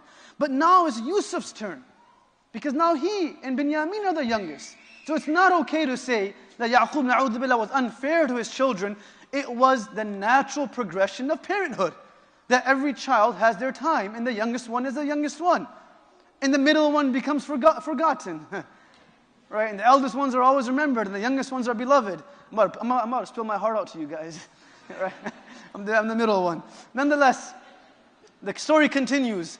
قَالَ قَائِلٌ مِّنْهُمْ Amongst them, قَالَ قَائِلٌ مِّنْهُمْ Amongst them, one of the brothers said, لَا تَقْتُلُوا Yusuf. Don't kill Yusuf. Rather, put him inside of a well if you want to do something. This is the translation. I'll put it in simple words. The brother, Qa'il, is the eldest brother. His name is Yehuda. He speaks up. And he says, you cannot kill Yusuf. If you have something in your heart against him, and you really want to do something, and you have convinced yourself to do something, then just put him inside of a well. That's what the ayah means. It doesn't mean, hey, let me give you a second option. It means that don't do anything. But I know you've convinced yourself because you've done azam. And now there's no going back. There's no backing down anymore because you have convinced yourself this is something that you need to do. You convince yourself. It doesn't mean that you need to actually do it. You can still pull back. And this is important for us to realize until a person actually commits the sin, they have not committed the sin. There's no such thing in our deen that you cannot turn back. Even at the point of almost committing the sin, How many times the thought crosses our mind that maybe I shouldn't do it. Maybe I shouldn't speak like this. Maybe I shouldn't listen to that or look at this or speak in such a manner or go to this place. I shouldn't do it. The thought crosses our mind. But because we've committed, we find it hard to pull back. I'm already here anyways. I've already done so much. But it's still not the sin. And stopping at that point is more rewarding than praying tahajjud. When the Prophet speaks about a person at the point of committing the sin who pulls back, that reward is greater than praying any tahajjud. Because they were able to restrain themselves at the time of committing a sin. The eldest brother speaks up. قَالَ قَائِلٌ مِّنْهُمْ. My dear friends, so many times we think when we see something wrong happening or when we see oppression taking place that I am one person. I'm what? I'm what? One person. What can I do to change the world? मेरे अंदर कौन सी जान है? Yeah, ما عندي. Like, what can I do? I'm just what? One person. My dear friends, he was one person. Your responsibility and my responsibility is not to create the change. Our responsibility is to do our part. Is just to do our part. And a part of that is to speak up when oppression is taking place. Speak up when good needs to be implored upon people. Speak up when there's goodness that is being compromised. Speak up when someone is being harmed. The answer cannot be that the impact won't be felt, so I won't do it. If every single farmer said, I'll only plant a seed when I can benefit from it, we won't have any trees. So Ghazali rahimahullah says believers are either farmers or gardeners. Believers are either what? Farmers or gardeners. Then he says, there's amongst them, one is better than the other. Which one is better? Anyone? Farmer? Raise your hand if you say farmer. Raise your hand if you say gardener. Some of you didn't raise your hands. You guys have two hands, guys. Bismillah. You're going to raise at least one of them, at least one finger, right? There's no such thing as pleading the fifth in this. But nonetheless, he says a gardener is better. They both do the same thing practically. They both plant seeds and they want to see something grow from that seed. They harvest, they work upon their seed and their effort and until something finally comes out of it. But he says the difference is the farmer will plant a seed and he or she will work on that seed the whole year, hoping to benefit that year. And if benefit doesn't come that year, that is a what? A failure. Because they weren't able to benefit that year. There is an instant gratification in that. Hence it's called fallah, successful. Whilst a gardener will do the same thing, but they know that I have to water and grow this seed maybe for 12 years or 10 years for it to finally grow something. But the difference is the farmer has to plant every year. And the gardener does it once and it continues giving fruit till the day of judgment or for a very long time. We're gardeners. We don't do because we can benefit. We do because others can benefit. قَالَ قَائِلٌ مِّنْهُمْ. There was one sister who started wearing hijab in one high school because of which all the sisters started wearing hijab. There was one brother who called the adhan in his high school because of which there is today an MSA. قَالَ قَائِلٌ مِّنْهُمْ. One person did it. There wasn't an entire community who did it. There were only 7 people in Ashabul Kahf. It wasn't the majority. Where we continue to make an effort in earning the majority, we forget that impact is not on majority. Few people can make an impact. Where Allah subhanahu wa ta'ala says, كَم مِّن فِئَةٍ قَلِيلَةٍ غَلَبَتْ فِئَةً كَثِيرَةً بِإِذْنِ اللَّهِ. How many stories do we have of numbers that were less, but they were able to do the work of those that were many? And they were able to defeat large communities and nations. One person spoke up. He didn't think whether or not my word will count. He understood that he had a responsibility, and I will fulfill that responsibility. لا تقتلوا Yusuf. Don't you dare kill Yusuf. It's because of one person that's remained steadfast to the truth and in the face of oppression to his brother that today we have the story of Yusuf alayhi salam. Or else if he said quietly, yo, man, there's 11 of these guys and I might as well just stay quiet, I can't really do much, then we would not have this story. So the right that people have upon us, that are around us, that when they can't speak, we speak for them. Many a times we hear people speaking and saying, if I am being oppressed, should I also speak back in a certain manner? But what if I start oppressing that person? Which is fine. But the true discussion should be, if that person is being wronged, why is nobody else speaking for them? لا يحب الله الجهر بالسوء من القول إلا من ظلم. So Yehuda, his name is Yehuda, he speaks up and they decide, okay, we won't kill him, we'll throw him into a well. They go to the father and they plead upon the father and they beseech him and say, oh father, لا تأمنا على يوسف, please give us Yusuf. وإنا له لناصحون, we're well-wishers for him. وإنا له لحافظون, we'll protect him. They really want Yusuf to go. This is what happens when you start compensating and saying words, Wallahi, we love this person. We'll take care of him. The father is obviously a prophet, A, but B, he's also what? He's a father. And the parent can sense trouble. They can sense fear. They can sense something that is going wrong. Sometimes us children think that we're too smart. And the parents just play along because they want to see what happens. Right? And at the right time, they pull us out. The father is saying, no, look, trust me. If I send him with you, you're going to run and play. And أَكَلَهُ الذِّئْبُ وَأَنْتُمْ عَنْهُ غَافِلُونَ. I'm afraid that a wolf will eat him while you all are playing and having a good time. He's so small, you'll forget about him. So it's better if he stays with me. They say, oh father, لَإِنْ أَكَلَهُ الذِّئْبُ وَنَحْنُ عُصْبَةٌ إِنَّا إِذًا لَخَاسِرُونَ. How can it ever happen that a wolf eats our dear brother whilst we are present? It can never happen. Oh father, please give us Yusuf. And Mufassirun, they claim and they state that the brothers of Yusuf were bad criminals. They were what? Were they bad criminals? And I'll tell you why in a few minutes. They were very bad criminals. They wanted to take Yusuf and throw him into a well, but they had no plan. Like the kid is thrown into a well. You come back to the father. What's your response? Did they have a plan? No. They were bad criminals because they were good people.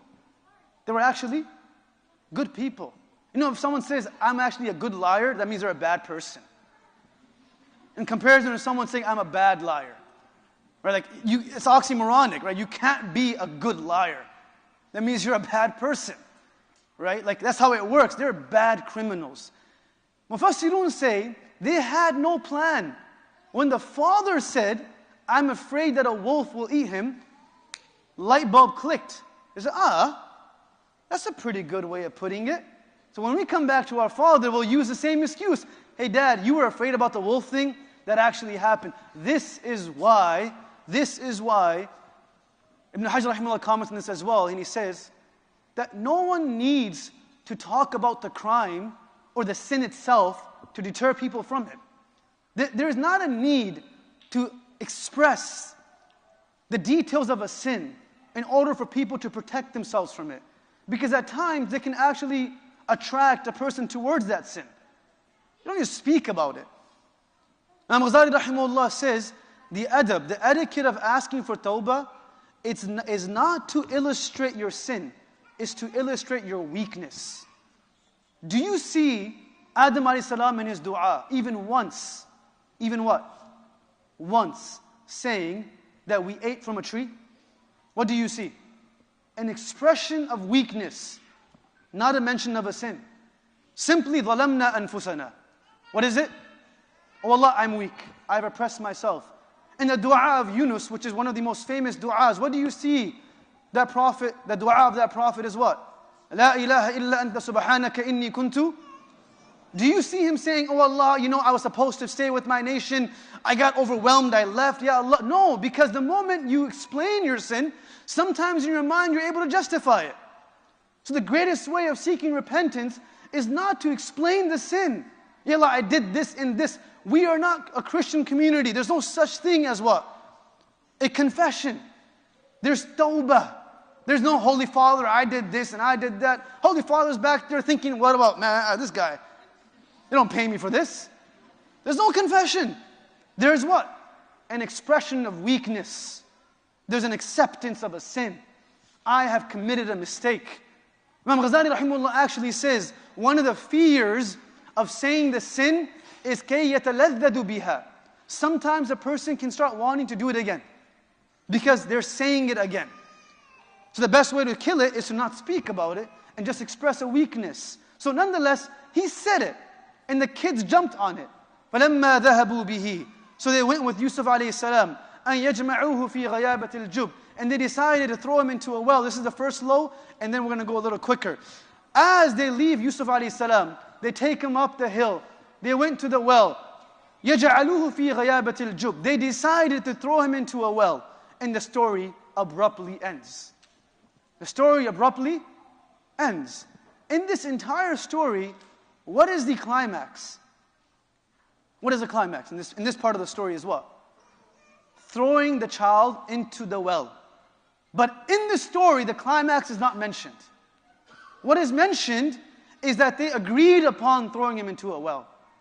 But the act itself, it doesn't say they agreed upon throwing him into a well, they went to the well, they threw him inside of the well, they stripped him of his clothes. All the details that we have on what they did to him is not mentioned in the Quran. Even the act itself is omitted from the details of what they did. It simply says they agreed upon it. It doesn't even mention the climax of the story, which is so interesting. And Imam Mujahid rahimahullah, a great mufassir, he says, this teaches us that these individuals, since they sought forgiveness and they were forgiven, Allah does not highlight their crime. Even to teach us a lesson, He protects their identity. He hides their sin. Unlike us, that even after tawbah, we bring up the person's mistake as if it happened yesterday. Even though it was like, sometimes what the person does is not even a sin. It was like they just forgot. Remember that time you came to my wedding, you didn't bring no wedding card, you didn't bring no gift? Bro, why do you get so personal? Well, like 18 years ago in some village in Lahore, like, what does that have to do with Sterling, Virginia? It's a weak moment, but we remember it like Hawkeyes, right? Allah remembers everything. He didn't forget, na'udhu billah, to mention what they did. He omits it intentionally to teach us a lesson that when a person seeks forgiveness, there's no need to mention their mistake to teach a lesson. Just speak about the lesson itself. That's good enough. The Prophet ﷺ, when someone would commit a mistake in his community, he wouldn't say, so-and-so person did this. He said, مَا بَالُ أَقْوَامٍ. Someone, he wouldn't say the person's name rather, he would say, so-and-so people. Someone in the community did this. Not like us, we do the same thing. There's someone from my community that lives on my street that happens to drive a Tesla did this. By the way, you backbite. Well, I didn't say his name. Well, you should have said his name. It would have been better. Because at least you don't have a sense of self-righteousness then. You know you committed a mistake and you seek tawbah for yourself. Right? So Allah omits his entire journey. What actually happens is mentioned in tafsir, in the biblical tradition, that Yaqub alayhi salam's house was at the bottom of a hill. And I'll quickly run through the story in a few minutes for us to understand what really took place with these brothers. They take Yusuf alayhi salam and they carry him on his shoulders. There's 10 of these brothers, and they're carrying Yusuf on their shoulders. One by one, they're giving him a chance to sit on their shoulders, showing the father that we love this son of yours. And they're galloping up the hill. Yaqub alayhi salam is at the bottom of the hill. Now put yourself in his shoes for a moment and think about what this prophet, who's a prophet of Allah, and a father is experiencing at this time, that he sees from a distance his son's image dwindling away, and he can't do anything about it. He knows that the intervention of Allah's decree is now to take place. He knows that perhaps he may not see Yusuf for many years again, but he just watches his son go away. One could ask why? Because there is a reliance on Allah's decree. And number two, if he continued to stop them, they would have killed Yusuf in his own home. Because they were what? They were what? Committed. They made what? Azam. There's no turning back. This was his compromise. Father is watching his son. Like if you've ever gone to like college and dorming and boarding, we went to boarding school for like 12, 13 years. We're 5 brothers. And whenever we would leave, and whenever our parents would drop us off in a boarding school, like you could only imagine what the parents are experiencing as they're letting you go for 4, 5, 6 months. Some of you came from Pakistan, India, from Arab countries as students, and you left your parents. Imagine what your parents were experiencing. But even in those cases, the parent knows that my child will come back one day.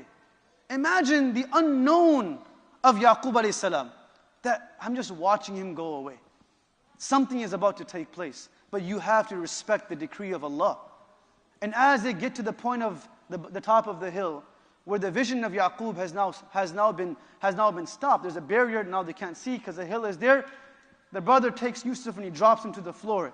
And Tafsir Ibn Kathir rahimahullah clearly explains what takes place. He drops him to the floor and he throws him. And in the hadith it mentions, kasara saqat, like his back, literally, like you say, his back broke because of the force that he was thrown to the ground with. And he is thrown, and it's shocking to him because he has no idea that these brothers of his have a plot against him. So he gets up and he goes to the next brother, and the next brother kicks him, the next brother kicks him, and the next brother kicks him. And then one of the brothers says to him, "You want help? فَاسْأَلْ أَحَدَ عَشَرَ كَوْكَبًا وَالشَّمْسَ وَالْقَمَرَ." You want help? Ask those 11 stars. Ask the sun and the moon. And that is when he understood that this is why the father said, don't tell your brothers a dream. He finally goes to the eldest brother, Yehuda, says, can you help me? And he steps in once again and says, hey, you said you'll throw him into a well, you cannot hit him. You cannot touch him. Take him where you said you're going to take him. And they grab him, they make him walk. This kid is supposed to walk after being treated in such a manner. And Ibn Kathir rahimahullah says, they took him to a jub. The word is what? Jub. There's many words in the Arabic language for well. One of the most common one is bi'r. Bi'r means well. Jub refers to a well that is in the outskirts of a city that is not actually made as a well. It has no bucket. It's literally just a hole. There's no bucket.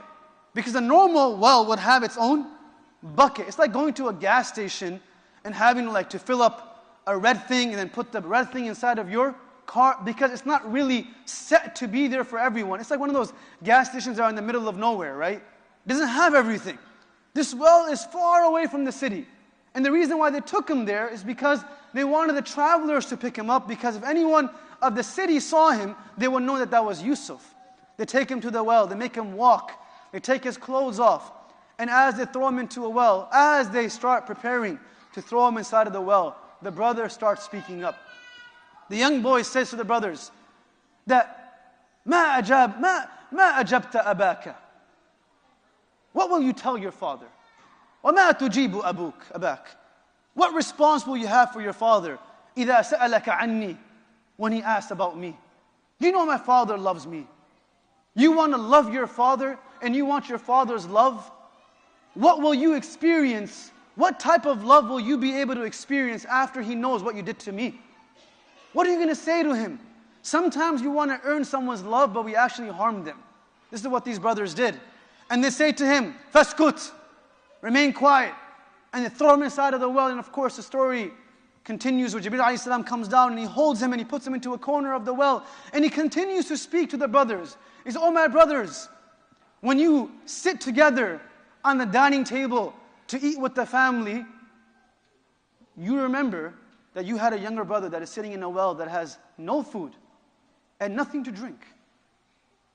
Oh brothers, إِذَا رَأَيْتَ غُلْمَانٍ, when you see young boys running around in the streets of your city, know that you also had a younger brother.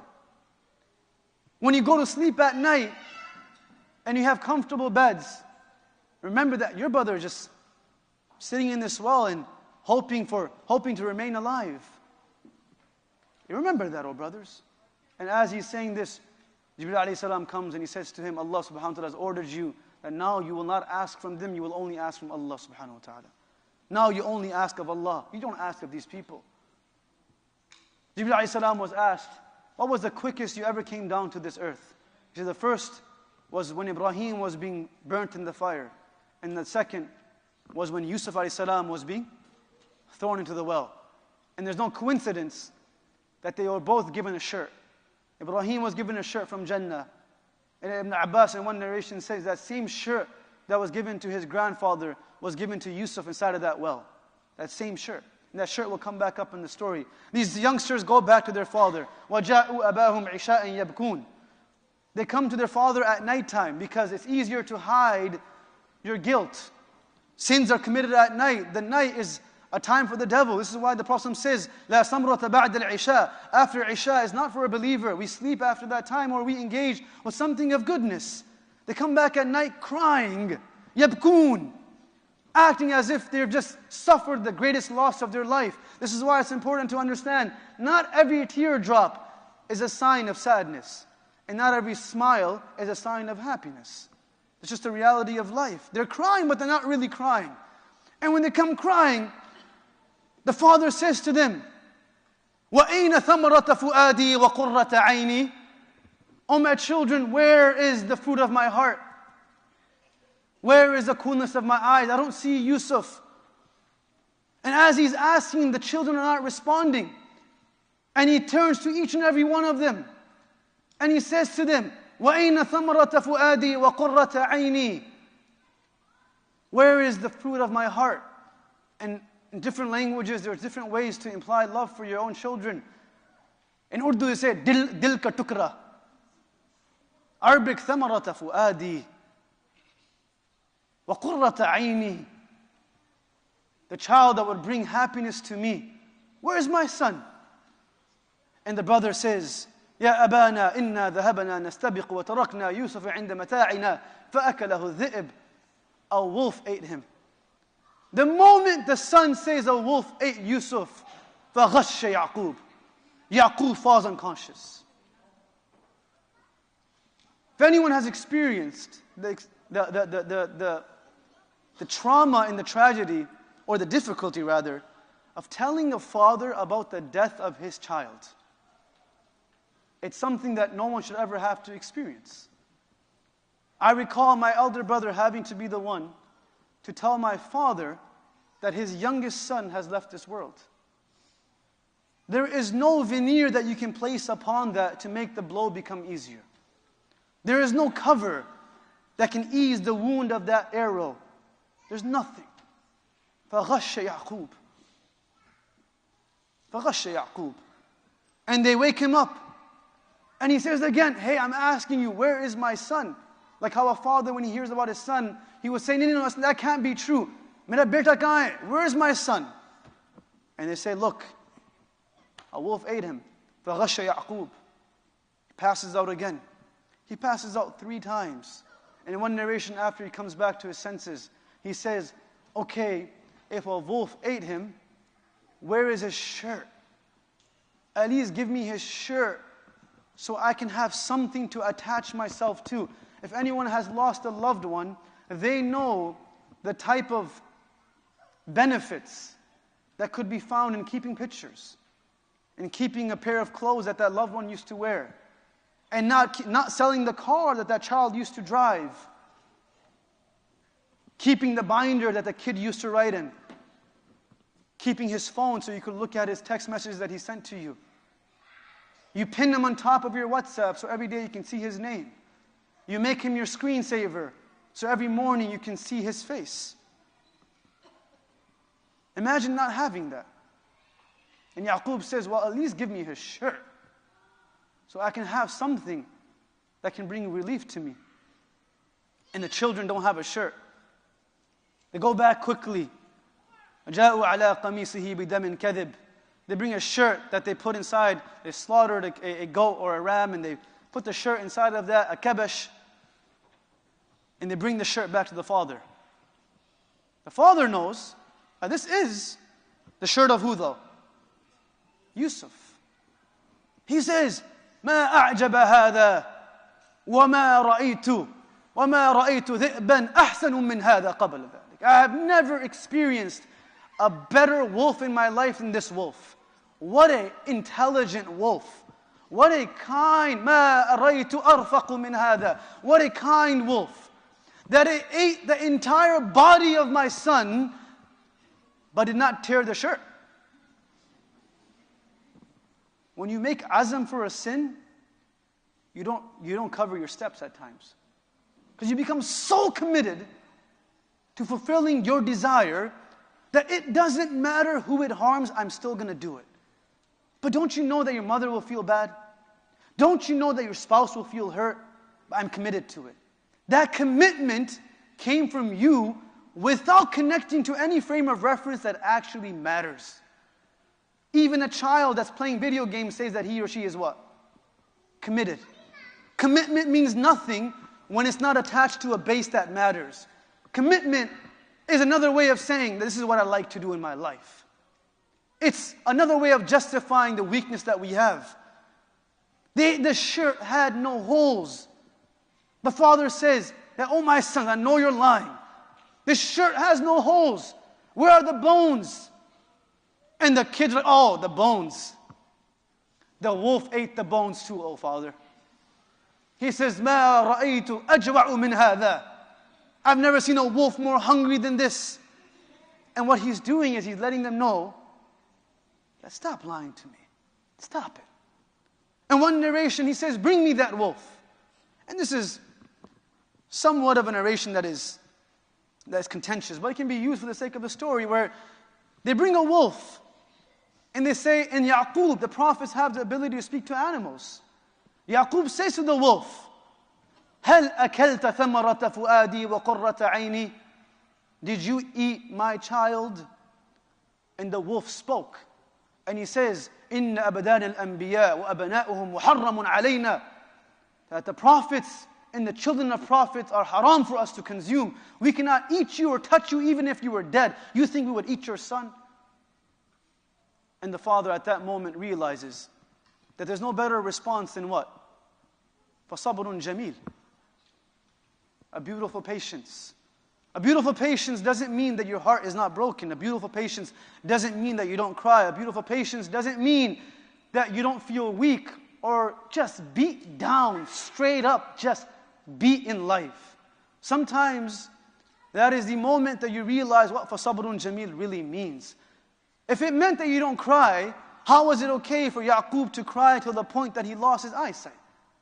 If it meant that it wasn't okay to cry, why did the Prophet cry on the demise of his son Ibrahim, or Abdurrahman ibn Auf says that his beard was full of tears, and I had to ask him, أَوَ أَنْتَ يَا رَسُولَ اللَّهِ, even you cry, Ya Rasulullah. And the Prophet said, هَذَا رَحْمَةُ رَبِّي, this is a sign of love from my Allah.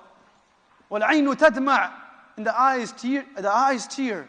وَالْقَلْبُ يَحْزَنُ, and the heart does grieve. However, the tongue will remain controlled. وَلَا نَقُولُ إِلَّا بِمَا يَرْضَى بِهِ رَبُّنَا.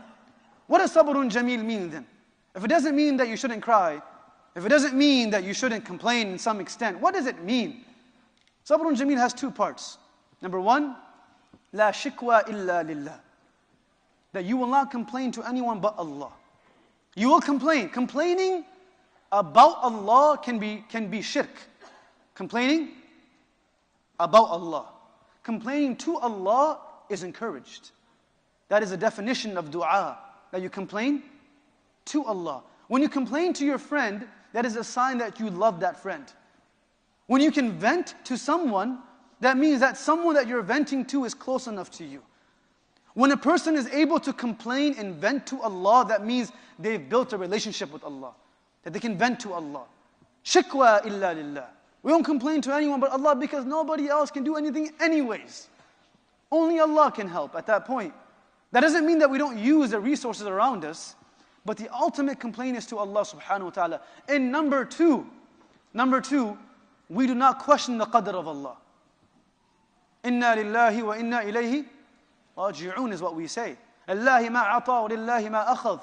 For Allah this person was, and now Allah has taken him back. Allah gifted us this person, and Allah now took this person back. When I lost my brother, rahimahullah, my elder brother, Shaykh Abdul Aziz, who, I think he has a harder heart because he's in medicine. Doctors just, they just don't care anymore. I'm just messing around. He's a scholar as well, so sometimes you realize that, you realize in moments the importance of having people who have sternness and those that have softness. And you realize the difference between having Abu Bakr and Umar, that they were both needed for the ummah. So he came after the incident, and as he entered the scene, the first thing that he does to me is he grabs me by the collar. I've earlier said this story. And as he grabs me by the collar, he says, Abdul Wahab, have you never heard? This is the first thing he's saying to me. Like, I just lost my brother, and I'm in a different zone. I don't know what's going on in my life. He grabs me and says, haven't you heard, Lillahi ma a'ata wa lillahi ma akhad? And it was as if it was the first time we heard this statement. And then he says, your brother never belonged to you anyways. He was always whose? He was always Allah's. And that's the reality of everything that we have in our life. It's Allah's. And Allah gave it to us, and Allah can take it from us. And if we feel entitled, it will just hurt a little bit more. And if we feel grateful, we'll know that it will come back to us in the next life anyways. So he says, فَصَبْرٌ جَمِيلٌ. And he continues his life. This is the first low. The second low is a separation from Binyamin. Everyone speaks about the separation from Yaqub, right? How about the separation from his only blood brother? Not only was Yusuf struggling, who was struggling? Binyamin was struggling. This is why later on in the surah, whenever he speaks about who he is, he always says, أَنَا Yusuf وَهَذَا أَخِي. I'm Yusuf and this is my brother. Don't you forget about him. Don't you forget about the trauma that you gave to him. That he had to deal with this pain of not knowing whether or not his brother is alive. At least Yaqub was given some form of indication because he was a prophet. Binyamin had no indication. For him, his brother was already dead. He had no idea. You did that to my brother. Separation from Binyamin. The third low, and I'll quickly go through the third low. The third low is as these travelers are coming, they put the bucket inside of the well, and they pull out the bucket, and what did they see? Ya Bushra hada ghulam. Wow!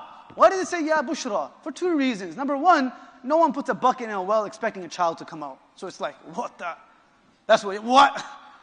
It's like, you know, I won't give an example for now, inshallah. I want to be invited back, guys. I think I'm right in the middle. It says, Ya Bushra, hada ghulam. This is a child. And the second reason why they said it is because of how beautiful Yusuf was. Ya Bushra, wow. Look at Yusuf. This is after being days in the well, and this is still how Yusuf a.s. looks. And they pull him out, وَأَسَرُّوهُ بِضَاعَةً, and they cover him inside of the caravan because obviously they don't want to get caught. And one of the most expensive commodities at that time was what? Slaves. They're going to make a bank off him. And that's what they think. And they rush and they leave that land as quick as possible. And when they get to Egypt, وَشَرَوْهُ بِثَمَنٍ بَخْسٍ دَرَاهِمَ مَعْدُودًا, they sell him as a slave for a few dollars. دَرَاهِمَ مَعْدُودًا, which means what you can count in one hand. Some say he was sold for 9 dirhams. The most we have is 13 dirhams. This is the most beautiful human being that has been created. But he's being sold for so less. Why? The simple reason is because when someone sells you an iPhone that is brand new for half the price on Craigslist, what does that mean? He doesn't like you. It's stolen. It's not because, brother, I love you, I give you a good price. No. If it's half the price, a brand new phone, it's most probably because it's what? Stolen. When someone takes something the wrong way, they want to get rid of it as fast as possible. They don't want to keep it on them. So they get rid of him. And they sell him for a few dollars. So he says to them at this point, وَأَشْكُرُكَ. He says, وَأَشْكُرُكَ. I would love to thank you for removing me. إِذْ أَخْرَجَنِي مِنَ الْجُبِّ. That you removed me from one low of being in the well and sold me as a slave. Like, thank you. Being sarcastic. That why couldn't you just let me go? You saved me, but you sold me as a slave. What type of an act of kindness was this? And he says this to them, and the king, and the wazir, or the aziz, purchases Yusuf alayhi salam, and he says, we see that Yusuf can become something. And Ibn Kathir rahimahullah al-Bidayah wa Nihaya, he says, there were few different individuals in the history of humanity that we could say that had the best far-sightedness, firasa. They could see beyond the surface. One was Abu Bakr radiyallahu anhu, that despite the fact that everyone said that Umar should not become the Khalifa, he still made him the Khalifa. Because he had intuition. Number two was the Wazir of Sulaiman ibn Abdul Malik. The king, the Khalifa before Umar ibn Abdul Aziz rahimahullah, his Wazir, his name was Raja ibn Haywa.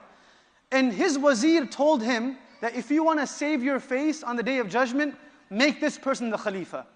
And he made him the Khalifa, though he was not in line for the throne. Number three, he says, the Aziz of Misr, who saw this young boy and realized that this person can become something. عَسَىٰ أَن يَنْفَعَنَا أَوْ نَتَّخِذَهُ وَلَدًا. So he purchased a slave. The slave lives inside of this home. How long is this person living in this house for?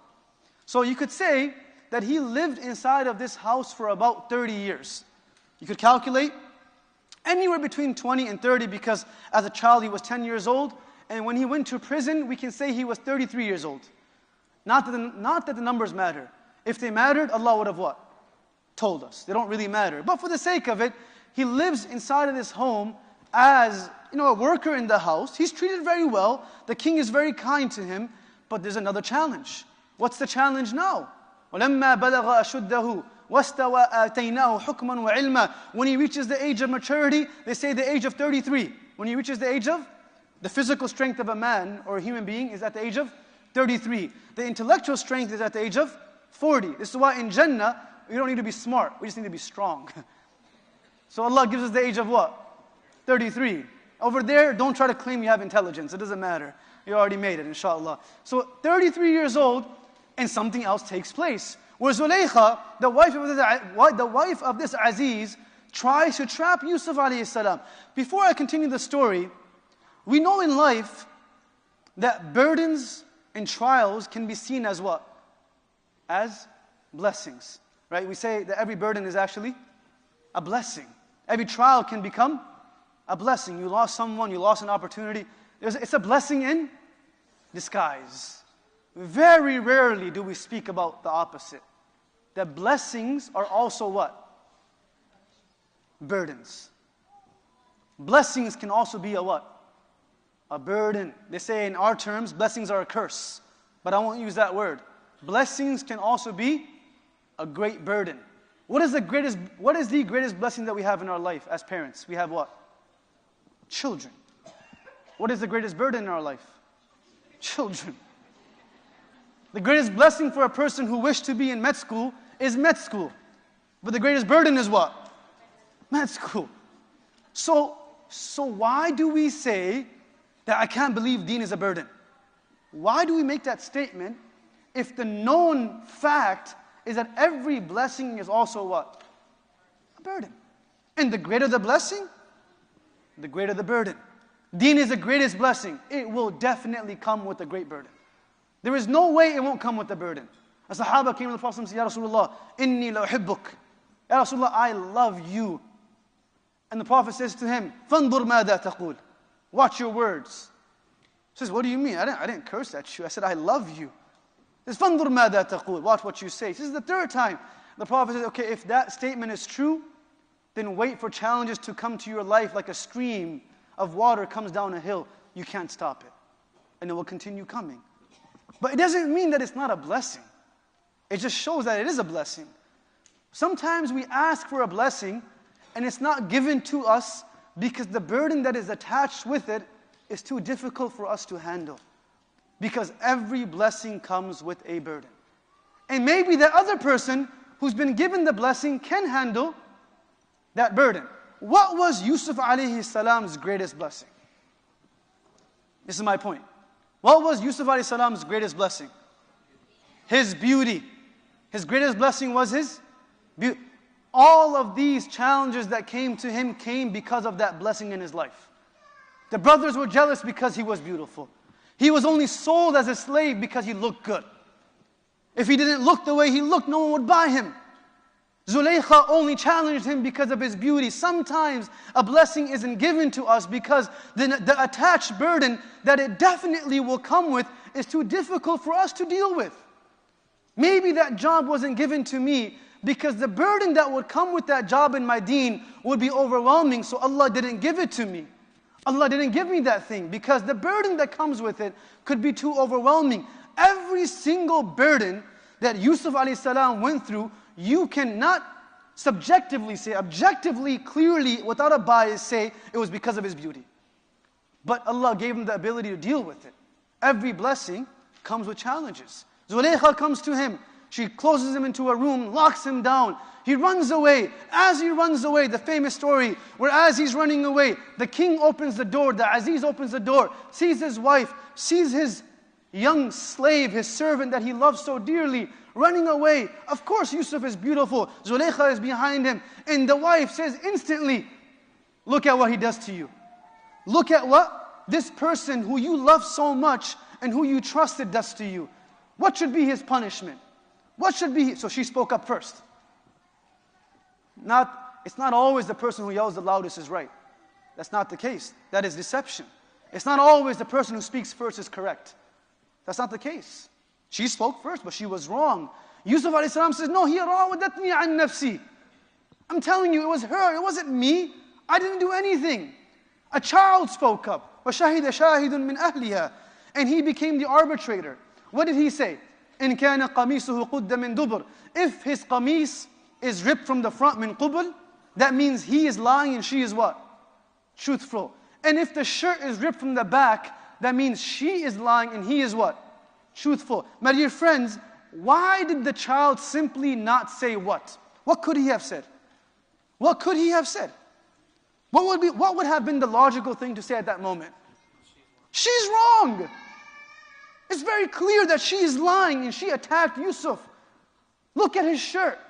He could have simply made the claim. But what this story teaches us, regardless of how truthful a person looks, we commit to a process. We don't support the person, we support the truth. اِعْدِلُوا وَلَوْ عَلَىٰ أَنفُسِكُمْ. There is no presumption that someone is telling the truth because of who they are. Principle over personality every day of the week. Principle over personality. This is what the Quran taught us. Though he was a truthful one, though he was speaking the truth, Allah still made them go through a process of arbitration. Because Yusuf a.s. does not want that it was because of a kid that I am freed, or rather he wants his innocence because he's actually what? Innocent. And when they observed and they looked at the shirt, it was obviously ripped from the back, and everyone played hush-hush, because when the hierarchy and the status quo do something wrong, what happens? Everyone? Hush-hush. And when someone lower down in the scale or in the pie chart do something wrong, cry me a river. Everyone knows about it. That's how it works. This is the system of this world since the beginning of time. So everyone is quiet. But the women of the community find out. They find out. Right? WhatsApp groups. Right? For the brothers now we have what? Telegram. For the youngsters we have something called TikTok. Which is not TikTok. It's khatarnak. Right? Khatarnak means dangerous. But nonetheless, the women get together and they start talking about her.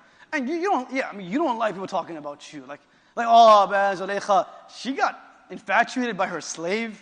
Like, come on, man. What a low person. So Zulaykha's like, look, I ain't gonna back down. let me do something here. She invites all those women that are speaking down to her. She doesn't defend herself. She just calls everyone.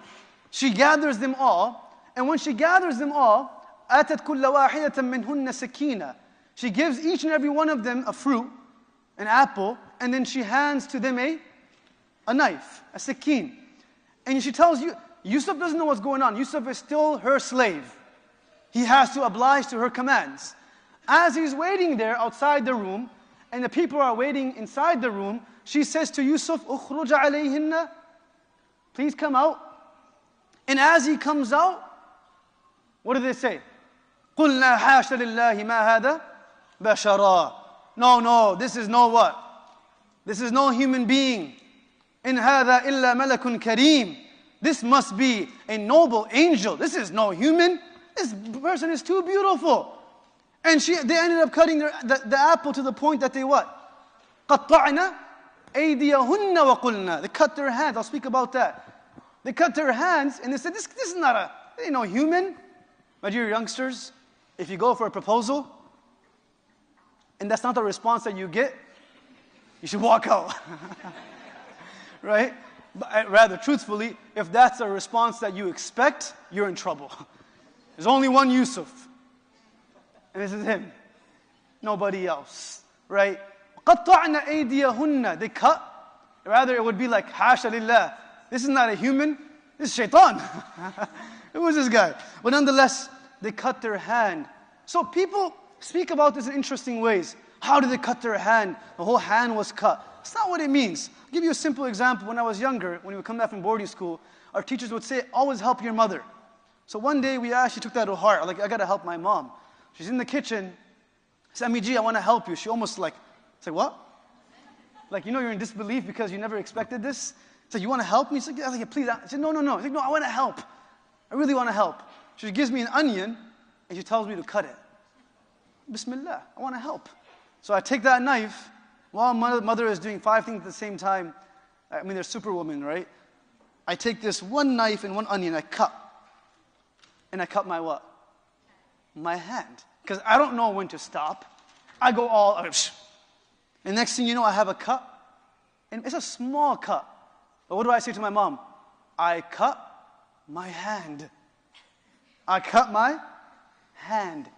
That was the last time I cut anything, actually. قَطَّعْنَ أَيْدِيَهُنَّ is not that they what? Cut their hands off. It just went through. There was blood, but it's logical. Because they were looking at this, they were just cutting. But it's not that they cut till their hands fell off. This doesn't sound, this is also not right, and doesn't sound right either. Nonetheless, this happens in Yusuf alayhi salam says, رَبِّ السِّجْنُ أَحَبُّ إِلَيَّ. The 4th law is what? Going to prison. He said, oh Allah, prison is more beloved to me than what they call me to. So he's taken to prison. And in this, it's also mentioned that he was the one that actually said what? Prison is more beloved to me. The Prophet says, Rahimallahu Yusuf. May Allah show love to Yusuf, mercy upon Yusuf. If he would have asked for another way out, Allah would have given it to him. But he said what? رَبِّ السِّجْنُ أَحَبُّ. This is why in our du'as, we don't ask for difficulty, we ask for ease. One day the Prophet ﷺ was walking by in the masjid, and one of the individuals was making dua, and the person was saying, oh Allah, give me patience. Oh Allah, give me patience. And the Prophet comes to me and he says, what are you dealing with that you're asking for patience? And the person says, no, right now I'm chilling, but I want patience because, one day I might need it. The Prophet says, no, don't ask Allah for patience then. فَاسْأَلِ اللَّهِ الْعَافِيَةِ. Ask Allah for ease. Ask Allah for ease. He said, prison is more beloved to me. So Allah sent him to prison. Even the way that we say to our children, it'll be better if you move out. It'll be better if you go to another college. These statements have an impact. So we have to be very careful as parents and even as children. Well, my father was like this. I wish he wasn't even in this country. He was working somewhere in Saudi Arabia or Dubai. It could happen. We don't make the statement loosely because not saying that our statement made it happen. It's the qadr of Allah. But we should be wary of our words. So he goes to prison as the 4th law. How does he get into this? So the dream, right? Quickly. And then we have Isha Salat. And I will need 40 minutes after Isha for the highs. Can everyone give me 40 minutes? Is that okay? Yes? Raise your hand if you're going to stay. I mean, if you're not going to stay, raise your hand. Make me feel good. Bismillah. Right? He says, رَبِّ السِّجْنُ أَحَبْ. He goes to prison. Allah says, وَدَخَلَ مَعَهُ السِّجْنَ فَتَيَانِ. He enters prison with 2 youngsters. He enters prison with 2 youngsters. 1 law ends. He's in the well. Finally gets out. Yes. He gets sold as a slave. Oh man. He gets used to being a what? A slave. Then he gets thrown into prison. Like, it's one after the other. And one thing that is mentioned by Ibn Qayyim rahimahullah is that each and every one of these challenges are very different. It's not like they're the same, so he could get used to it. There is physical trauma, but there's also what? Emotional trauma. There's mental trauma. What Zulaykha did to him is abuse. It's not physically traumatizing, but it's what? It's mental trauma. So he needs to gain mental strength and fortitude.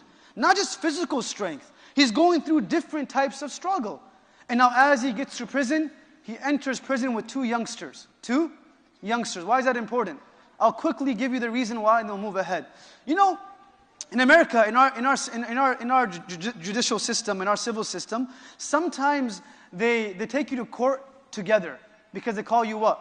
Co-defendants, right? You're on the same trial. You have the same jury. And even though your case is not the same, they put you together. What is the con of that for the defendant?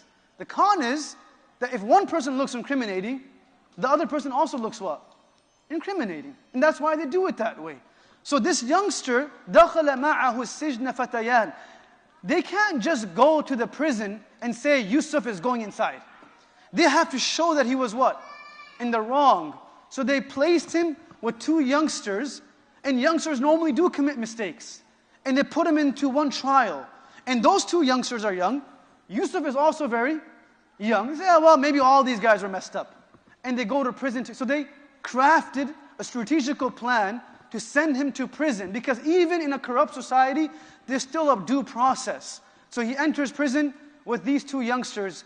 One says to him that I saw a dream, and I'll end after the dream we'll do afterwards. He says, I saw a dream that birds were eating from my head. The other says, I saw a dream that I was a'asiru khamara.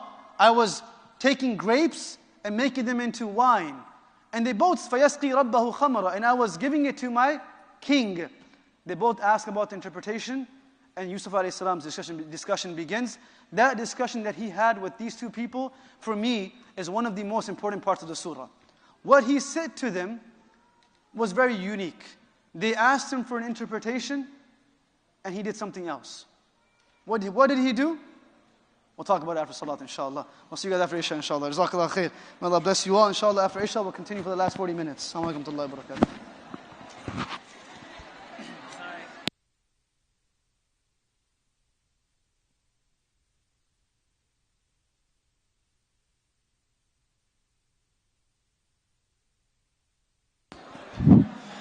All right, everybody, one more time.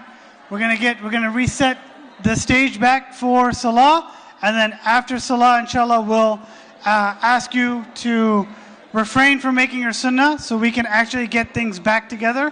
You can do your sunnah at home, inshallah ta'ala. Don't put on. Okay, it will broken.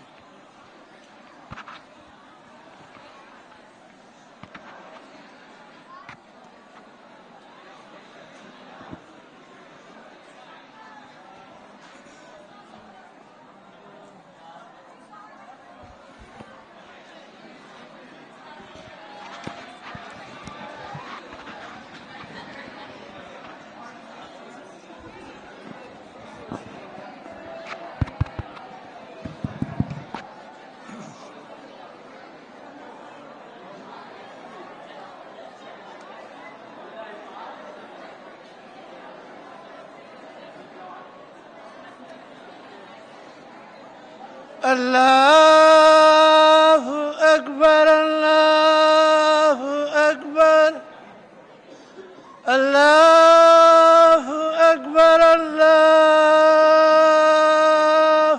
أكبر أشهد أن لا إله إلا الله أشهد أن لا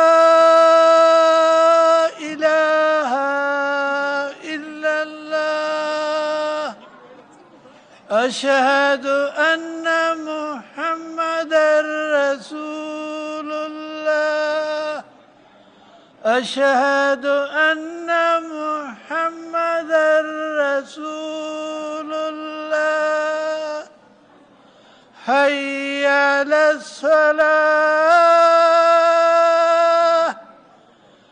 حي على الصلاة حي على الفلاح حي على الفلاح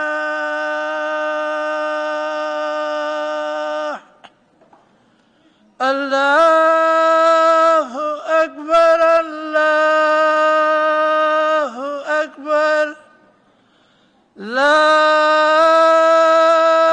إله إلا الله اللهم رب هذه الدعوة التامة والصلاة آت محمد الوسيلة والفضيلة والدرجة وابعث مقاما محمود الذي وعدته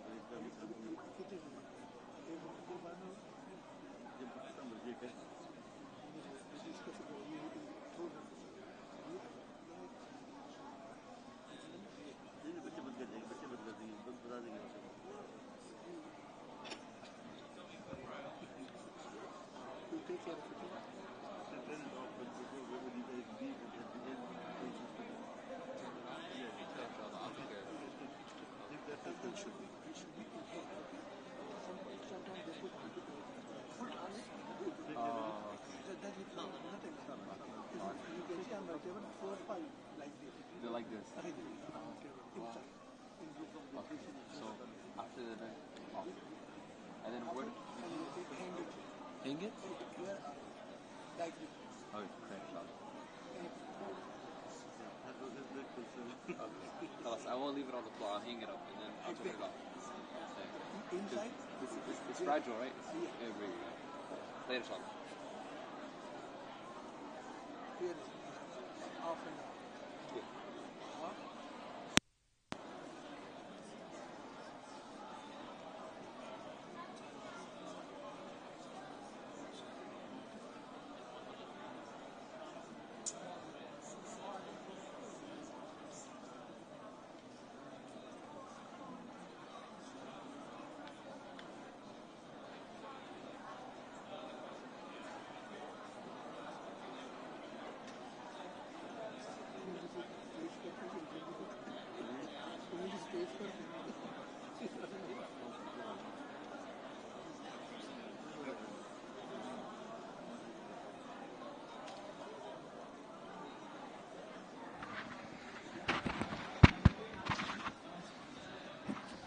الله أكبر الله أكبر أشهد أن لا إله إلا الله أشهد أن محمدا رسول الله حي على الصلاة حي على الفلاح قد قامت الصلاة قد قامت الصلاة الله أكبر الله أكبر لا إله إلا الله.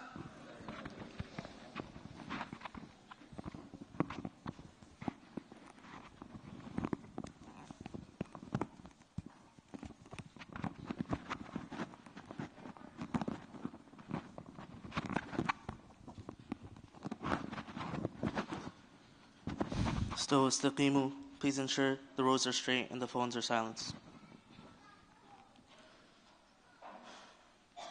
Allahu Akbar.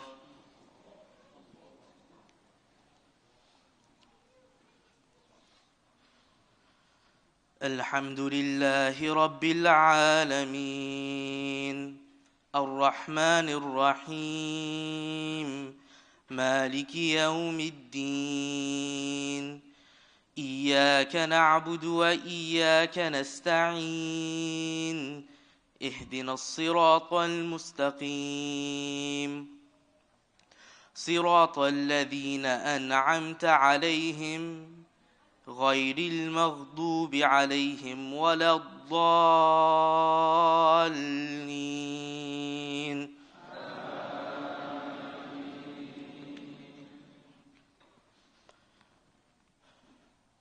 تبارك الذي بيده الملك وهو على كل شيء قدير الذي خلق الموت والحياة ليبلوكم أيكم أحسن عملا وهو العزيز الغفور الذي خلق 7 سماوات طباقا ما ترى في خلق الرحمن من تفاوت فارجع البصر هل ترى من فطور ثم ارجع البصر كرتين ينقلب إليك البصر خاسئا وهو حسير ولقد زينا السماء الدنيا بمصابيح وجعلناها رجوما للشياطين وأعتدنا لهم عذاب السعير وللذين كفروا بربهم عذاب جهنم وبئس المصير إذا ألقوا فيها سمعوا لها شهيقا وهي تفور تكاد تميز من الغيظ كلما ألقي فيها فوج سألهم خزنتها ألم يأتكم نذير. الله أكبر.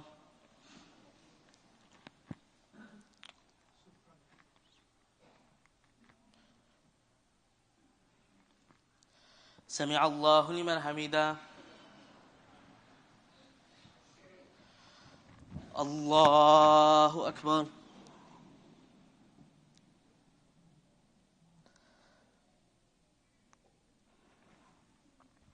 الله أكبر.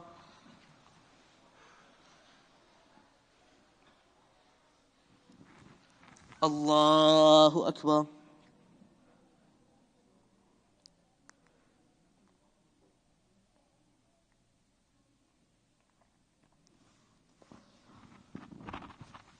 الله أكبر.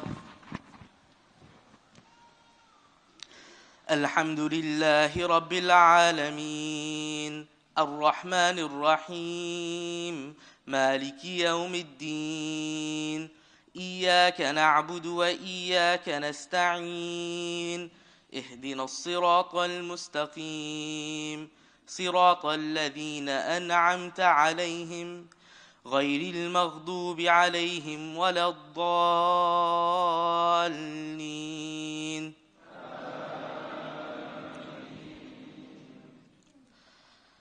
لا أقسم بهذا البلد وأنت حل بهذا البلد ووالد وما ولد لقد خلقنا الإنسان في كبد أيحسب أن لن يقدر عليه أحد يقول أهلكت مالا لبدا أيحسب أن لم يره أحد ألم نجعل له عينين ولسانا وشفتين وهديناه النجدين فلا اقتحم العقبة وما أدراك ما العقبة فك رقبة أو إطعام في يوم ذي مسغبة يتيما ذا مقربة أو مسكينا ذا متربة ثم كان من الذين آمنوا وتواصوا بالصبر وتواصوا بالمرحمة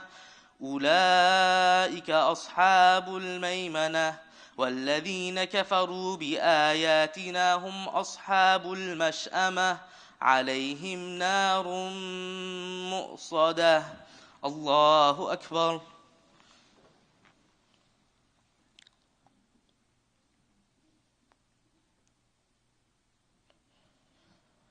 سمع الله لمن حمده. الله أكبر.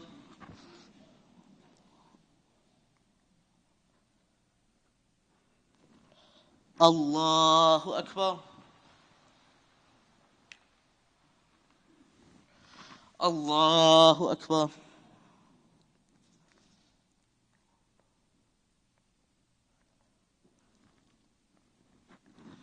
الله أكبر.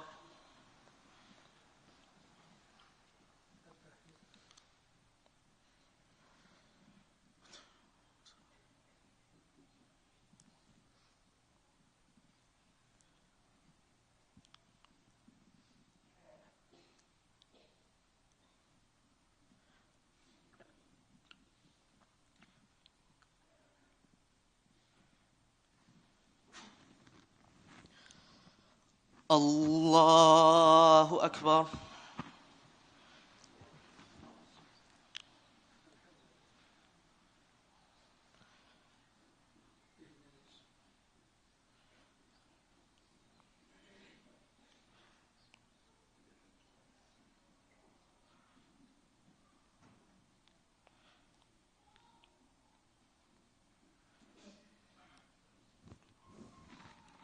الله أكبر.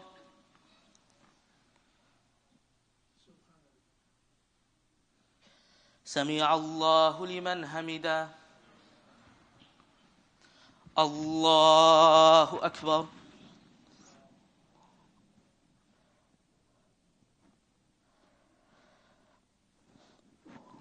الله أكبر. الله أكبر.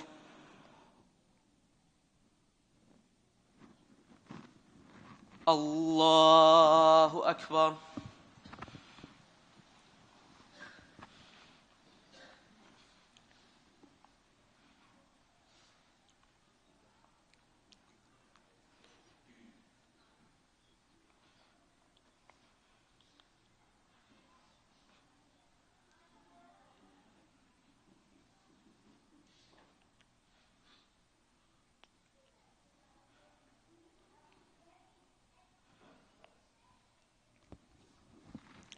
الله أكبر.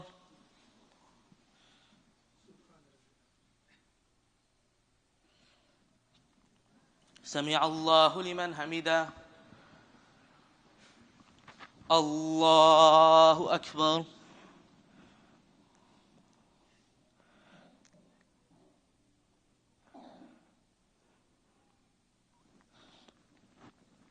الله أكبر.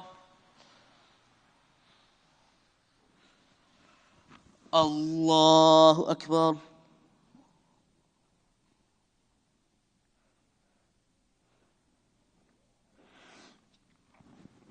الله أكبر.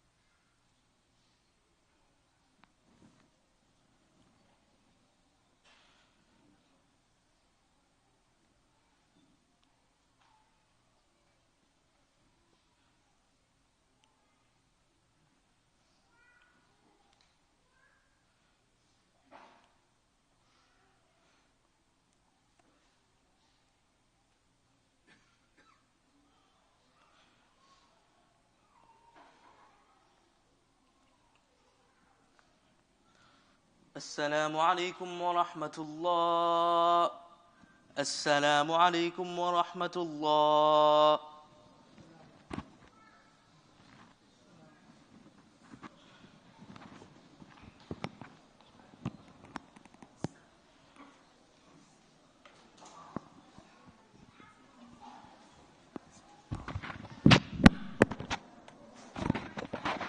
Assalamu alaikum wa rahmatullah.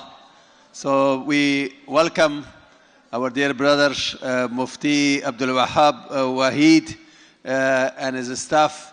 And we welcome all of you who have come outside of Adam's community here or here for the first time or maybe second, third, fourth time. Welcome. May Allah reward you for your interest and coming to an Islamic program and listening and learning and benefiting. As you're walking out, you see two desks there in the hall. One about Miftaah Institute, that you can learn more information about it. And the other one, our certificate program in Islamic Studies, Islamic Sciences, right here in Adam Center. And alhamdulillah, the next quarter is starting in 3 weeks.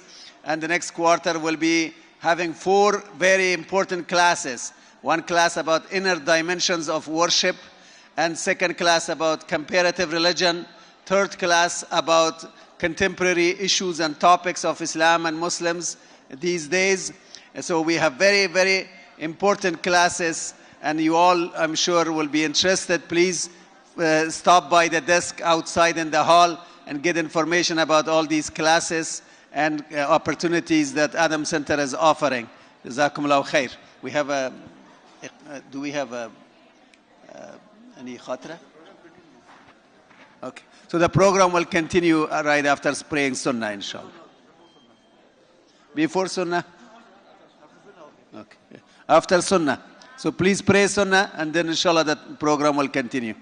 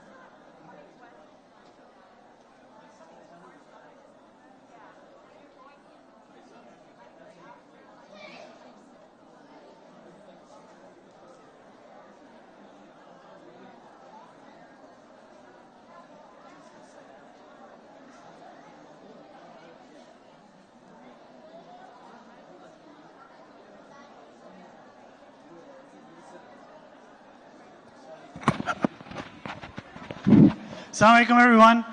Okay, we are going to do this as efficiently and quickly as possible in order to make sure that we get enough time for the conclusion of the program.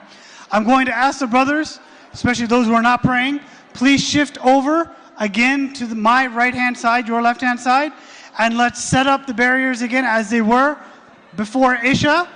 The quicker we do this, the quicker we'll be able to complete the program, inshallah. We only got through the lows, guys. We got to get through the highs. So, inshallah ta'ala, let's go ahead and get set up. Jazakumullah khair.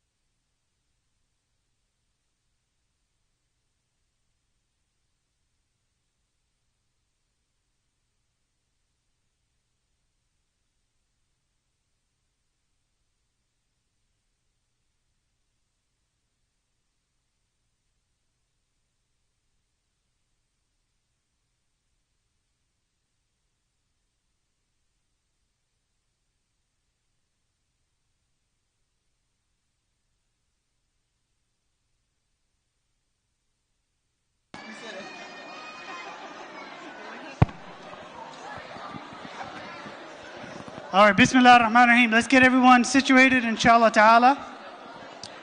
And we'll go ahead and get kicked off with the conclusion of the program for tonight.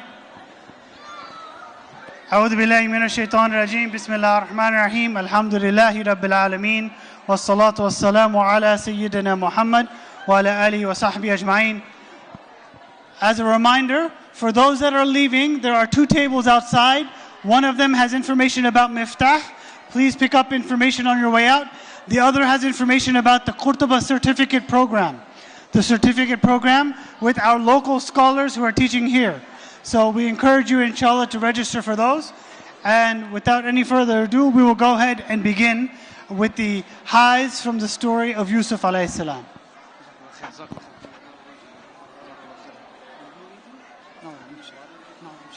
It's in 40 minutes. That's good.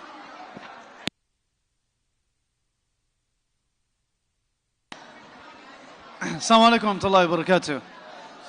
So if you guys just give me 45 minutes, the class normally takes 3 hours and it normally finishes in 3 hours. We had 2 salats in between that took about half an hour of our time. So by 10:30, inshallah, I should be done and I will be done, inshallah ta'ala. I will not hold anyone past 10:30, inshallah ta'ala.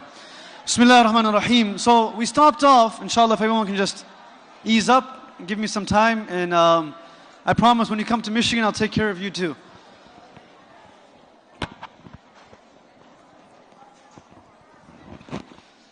Bismillah ar-Rahman ar-Rahim. So we spoke about وَدَخَلَ مَعَهُ السِّجْنَ فَتَيَانِ. So there's 5 lows. 5 lows. What was the first low? First low. Being thrown into a well. Betrayal of the brothers, being thrown into a well, however you want to put it. What was the second low? No, one more. Separation from Binyamin. We touched upon it. The third low, sold as a slave. The fourth low, going to prison. The fifth low will be what? Remaining in prison. And I'll talk about that right now. So, وَدَخَلَ مَعَهُ السِّجْنَ فَتَيَانِ. They entered together. One of them said, إِنِّي أَرَانِي أَعْصِرُ خَمْرًا. I see that I'm making wine. The other says that أَحْمِلُ فَوْقَ رَأْسِي خُبْزًا. That I'm holding bread on my head and a bird is eating from it. نَبِّئْنَا بِتَأْوِيلِ. Tell us what this dream means.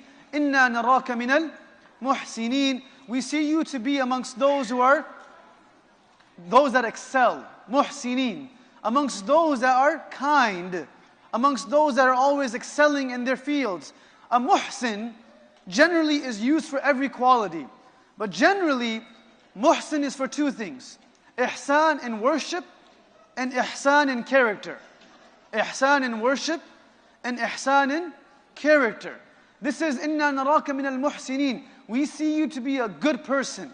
So ihsan in worship is to worship Allah in a manner as if He can see you, as if you can see Him. تَعْبُدُ اللَّهَ كَأَنَّكَ تَرَاهُ.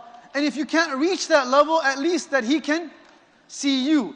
But what is ihsan when it comes to character? Ihsan in worship is well defined for us in Hadith Jibreel. But what is inna naraka min al-muhsinin? They haven't seen Him pray, but they're referring to His character.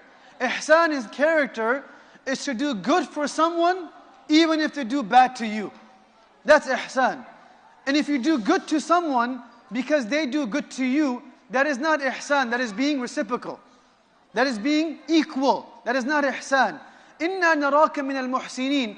Though we have not done anything for you, we see you to be someone who can still help us because you are a person of ihsan. My dear friends, this word ihsan comes for Yusuf alayhi salam about 7 times in the surah. Ahsana bi, ihsan, muhsin. Multiple times the word ihsan comes. At this moment in his life, he's just been thrown into prison.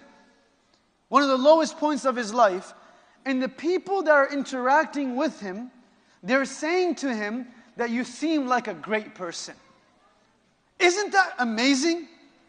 Because people like you and I, when even the smallest form of difficulty comes our way, when we're walking around, everyone can tell. And you say to that person, man, why aren't you smiling? Don't you know what I've gone through today? Don't get me started, man. Okay, what have you gone through? I got pulled over. Okay, well, but I didn't get a ticket though. So why are you the way you are? خُلِقَ الْإِنسَانُ هَلُوعًا إِذَا مَسَّهُ الشَّرُّ جَزُوعًا وَإِذَا مَسَّهُ الْخَيْرُ مَنُوعًا. Allah subhanahu wa ta'ala says that a human being is created in a state of anxiety, halu'a. Whenever harm comes their way, jazu'a. They get frightened and they let everyone know about it. If you and I have the ability to let people know about our bad days, we should have the ability to let them know about our good days too.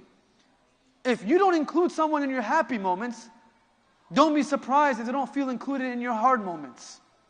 And if someone includes you in their happy moments, it's expected that you'll be there for them in their difficult moments. It's an expectation. But this idea of no one's gone through what I've gone through is a notion that people have impressed upon us. People are going through a lot, and all of us go through a lot. It's not saying that we should undermine our difficulties, but it's saying, إِنَّا نَرَاكَ مِنَ الْمُحْسِنِينَ. That regardless of what state we're in, a human being should always be prepared to help one another. If the condition of helping someone was that I'm in a good state, then very few people could help each other. It's muhsin. Even at the lowest point of his life, he still comes off as someone that can help others. That's how we should be as well. So they come to him, comes off as a very good person, presents himself in a very good person, in a very good manner, that he allows that person to feel comfortable to ask this question. And then he says, well, I'll tell you the dream interpretation. How does he respond? I stopped over here. He responds by saying that I will not tell you the interpretation right away. Rather, wait till your food comes. لا يأتيكما طعام ترزقانه إلا نبأتكما بتأويله قبل أن يأتيكما. When your food comes, by that time I'll tell you. But till then, you listen to what I have to tell you. You listen to what I want to tell you. What do I want to tell you? Pay me? Give me something back in return? No. What I want to tell you is where I received this ability from. وَاتَّبَعْتُ مِلَّةَ آبَاءِ إِبْرَاهِيمَ وَإِسْحَاقَ مَا كَانَ لَنَا أَن نُشْرِكَ بِاللَّهِ مِنْ شَيْءٍ ذَلِكَ مِنْ فَضْلِ اللَّهِ عَلَيْنَا. Whenever people come to us for a virtue or talent that we have, rarely would the reference of that talent or virtue be our deen. Rather, majority of the time, how do you reach the level that you reach? You're so successful in what you're doing. Yeah, I worked really hard. I came on a ship, on a plank of a wood from Pakistan on a canoe, right? I worked really hard. How'd you get what you got? I went to Harvard. How'd you get what you got? My parents raised me well. How'd you get what you got? ذَلِكَ مِنْ فَضْلِ اللَّهِ عَلَيْنَا. The first reference of any talent that we have and any ability that we have is Allah. The moment Allah wishes to take it from us, we don't have it anymore. Sulaiman and Qarun are equally rich. One is spoken highly of about his wealth, and he's praiseworthy. And the other is such that he is in his ruins and the earth has sucked him up. They both had money. One was asked, how'd you get your money? And he said, أُوتِيتُهُ عَلَى عِلْمٍ عِنْدِي. Mentality, perspective matters. For our children, for us, for our children. أُوتِيتُهُ عَلَى عِلْمٍ عِنْدِي. मैंने अपने हाथों से कमाया है. Which is true, I earned it with my own money, kasbul yad. But the reality is Allah gave me that ability. Qarun, when he was asked, where'd you get what you got? He said, myself, my knowledge, my ability, my hard effort. Youngsters these days, we've earned so less, but we act like if we've done everything. How'd you get what you got? Where do I start? 20,000 followers on TikTok? Shh. Where do I start my journey? First of all, that's not even praiseworthy. Second of all, it's still Allah. It's still Allah. How many people make effort to raise their families the right way, but the children may lose their path? How many people make an effort to earn a halal living in our country, and they put their blood, sweat, tears, and time, but they don't earn the money that you and I have? So is it really your effort and my effort? How many intelligent people do we know that graduated from great universities who are unemployed? It's not us. Min fadlillahi alayna. It's Allah's fadl upon us. And the moment Allah wishes to take it away from us, He can. He first reminds them that though I am the vessel that will give you benefit, the one that poured the water inside of me is Allah. The moment we refer to our blessings to Allah, it humbles us. The moment we refer to our talent to Allah, it appreciates the value of it. Why do we say we graduated from the universities that we graduated from? Why do we say it? Why do we say MIT? Why do we say University of Michigan, which is, equivalent to any Ivy League university, by the way, right? Why do we say that? Because we feel like the reference that we gave us more credibility. My dear friends, can there be anything more credible than Allah giving it to us? It's Allah's. It is Allah's. He gave it to me. And the moment you say that I got it from MIT, that person who's listening says, wow, I want to go to MIT too. I want my children to go to that university too. Imagine the moment you tell a non-Muslim, he's like, man, how'd you reach? First thing is my religion taught me discipline. My religion taught me good character. My religion taught me to be just. The person listening is going to say, wow, that's a pretty beautiful religion. We're not saying that we have to be in front of everyone's faces about our deen, but the goodness that we have shouldn't only be given to us. Like, you're this, yeah, I made an effort. No, it's this. There was a census that was done in 2018 that said that 85% of Americans said that they have never met a Muslim in their life. I know census have a lot of, flawed numbers. This is very flawed. Very flawed. And the reason why it's flawed, because the surgeon probably giving them surgery is a physician, but the reference is thyself. The person that sold him that car in a dealership is probably a Muslim. The kindness of a person opening the door for someone is a Muslim. But it's referred back to the individual. And the individual benefits from it. But the deen doesn't benefit from it. And the reason why deen was always honored in the past is because people of honor and talent would refer their greatness to their deen. And it's the deen that gave it to me. Of course, everyone makes an effort. But it's the deen that allowed me to do what I did. People will come to us at the time of need based on whatever talent that we have. Our responsibility is not to shove it down their throat that I'm like this because I'm Muslim, but at least they should know that I'm Muslim. At bare minimum. So Yusuf a.s. does exactly that. Imagine if he gave them the interpretation first. Would they have listened to him? No, but right now they need him. They need him. He didn't give them the interpretation because if he already gave it to them, they would have left. He just reminded them that everything that I have is Allah. And he gave them a sense of da'wah. أَأَرْبَابٌ مُتَفَرِّقُونَ خَيْرٌ أَمِ اللَّهُ الْوَاحِدُ الْقَهَّارُ. Are many gods better or is one God better? Imagine the guy coming to you to buy a car from you. And you're like, yeah, is one God better or many gods? Like, yeah, I just want my Chevy, man. Like, this is too deep for me. right? But he understands that this is a moment of an opportunity. Look, the packaging can change. The content should remain the same. My point is, the way we do it can change. The way we allow the person to know that this is a reference of the deen that Allah has given me, the way we do it can change. The packaging can change, but the content remains the same. iPhone can change the box that it sells the iPhone in, but the iPhone still remains the same. If you go ahead and buy something from Marshalls, quick example, I'm going to continue. If you go to Marshalls, right? You guys all Marshalls. You guys like you know Marshalls. You shop at Marshalls, okay? All of us do. But if you go to Marshalls and you buy this beautiful Calvin Klein watch or bag or Louis Vuitton bag, you buy it and it's cheaper. You buy that same exact product, that same brand from the actual store. What's the difference? Price. One is very cheap, the other is what? Very expensive. Same product, same brand, same quality. Why the change in price? Why? Packaging matters. Packaging matters. Why is iPhone so careful about how they package their phone? Packaging matters. When you go to Marshalls and buy that thing, you go home without the actual shopper bag.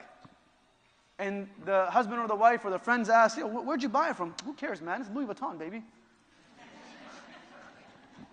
Right? It's Calvin Klein. Just take it. Why are you asking where I bought it from? We get rid of the bag before we get in the car. No one should know I got it from Marshalls. But if we buy it from the actual brand store, guess Calvin Klein, Louis Vuitton, we take a picture of the bag before we take a picture of the product. Because what we probably bought was like a small keychain. Right? A bracelet. But the picture of the bag is taken. And we hold the bag proud. We take it home, and many of our mothers still have that bag to use it to gift someone else something. Right? Because there's value to the packaging. There's value to the packaging. My dear friends, we say, I've told people about deen. The content is pure. It cannot change. If the content is pure, maybe the packaging that we are giving it is not good enough. Imagine giving someone a Louis Vuitton bag or a brand new iPhone in like a shopper bag. It lessens the value of it. Similarly, imagine giving someone da'wah of deen, but our character is completely torn. Person won't have value for it. He knows I lie. He knows I cheat in that same business.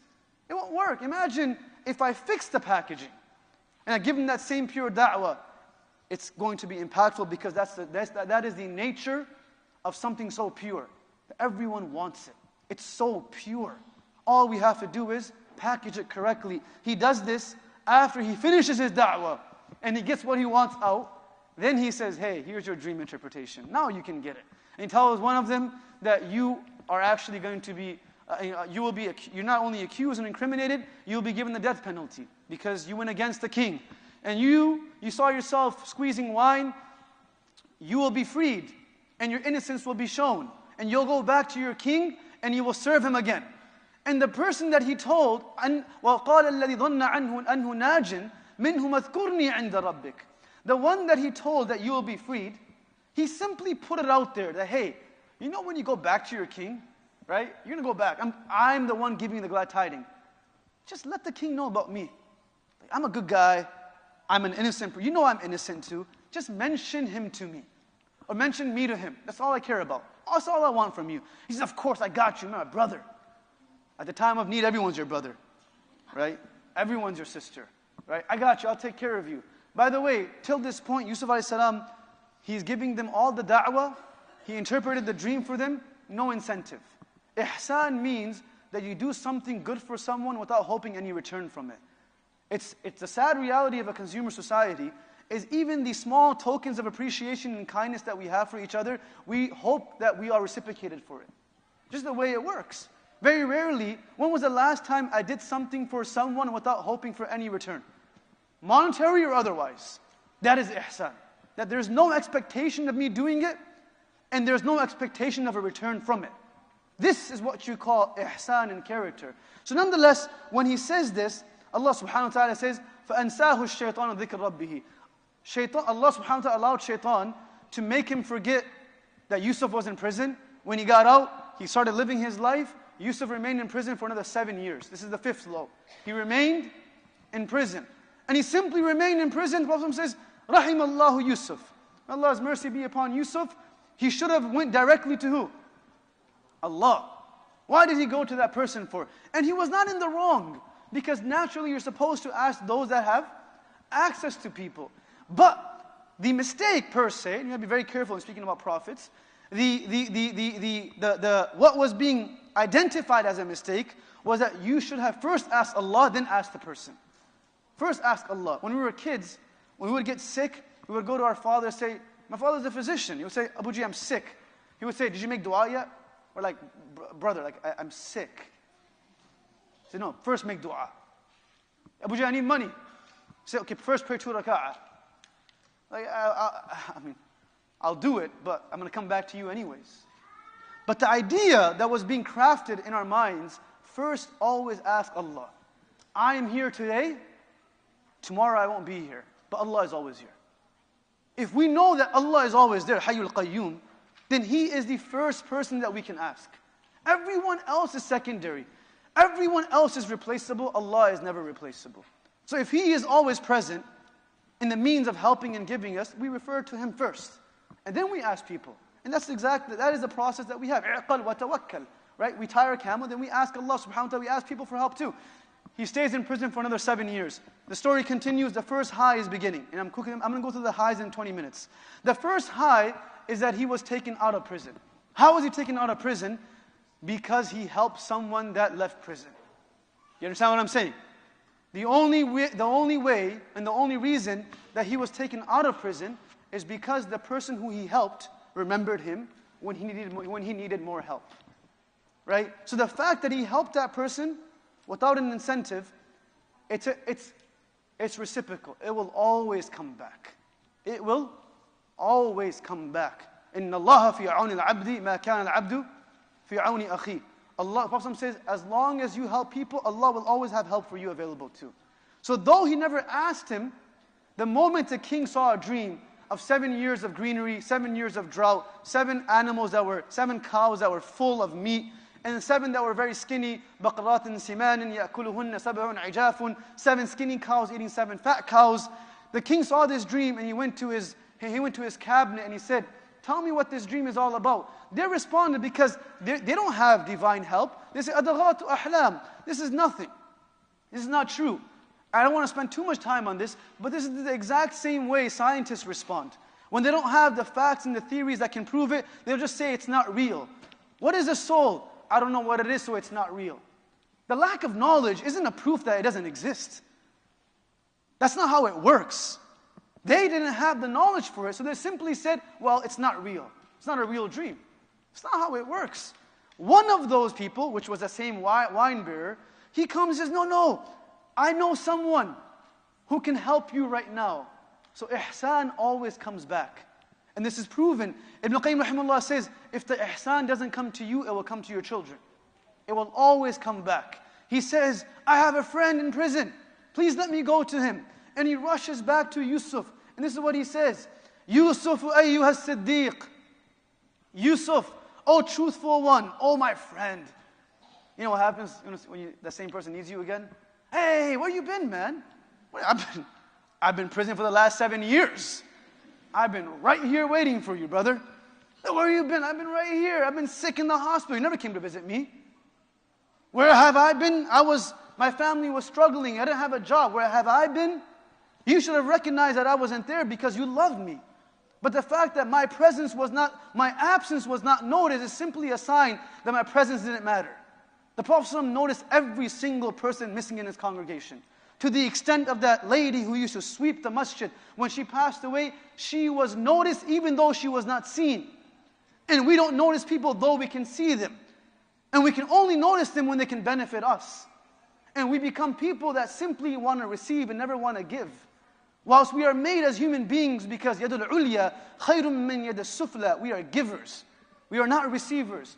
As a nature of a human, Allah has given us the ability to give time, energy, talent, skills, wealth, generosity. So he rushes back to him. Where you been, Yusuf?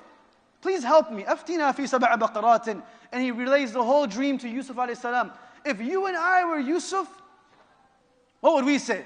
First thing I would say is, brother, the audacity. Right? I've been in this place for 7 years, and dare you walk back up to me and without apologizing ask me for another dream? That's what we would say. Or we would say, before I answer the dream this time, no da'wah, brother. Get me out of here first. I want my incentive. But rather, he goes ahead, a person of ihsan doesn't expect anything from that other person. So when that expectation isn't there, and the person doesn't give you anything, you actually don't mind, because you were a person of ihsan. He goes ahead and tells them the entire dream interpretation, that this is what's going to happen. You have 7 years of wealth, and then 7 years of poverty.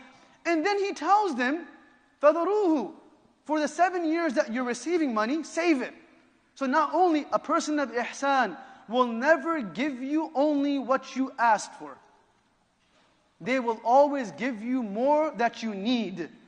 Person of ihsan. They asked for an interpretation, he gave them that and he gave them the solution.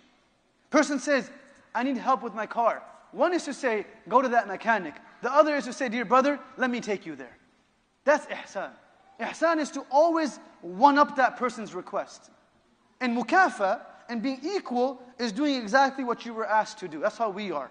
But ihsan is, that person asked me that I need help with this, I'll go and do it for them before they can even get it done. That's ihsan. He gets it done for him, he gives him the solution, and this time he learned his lesson. What did he not do?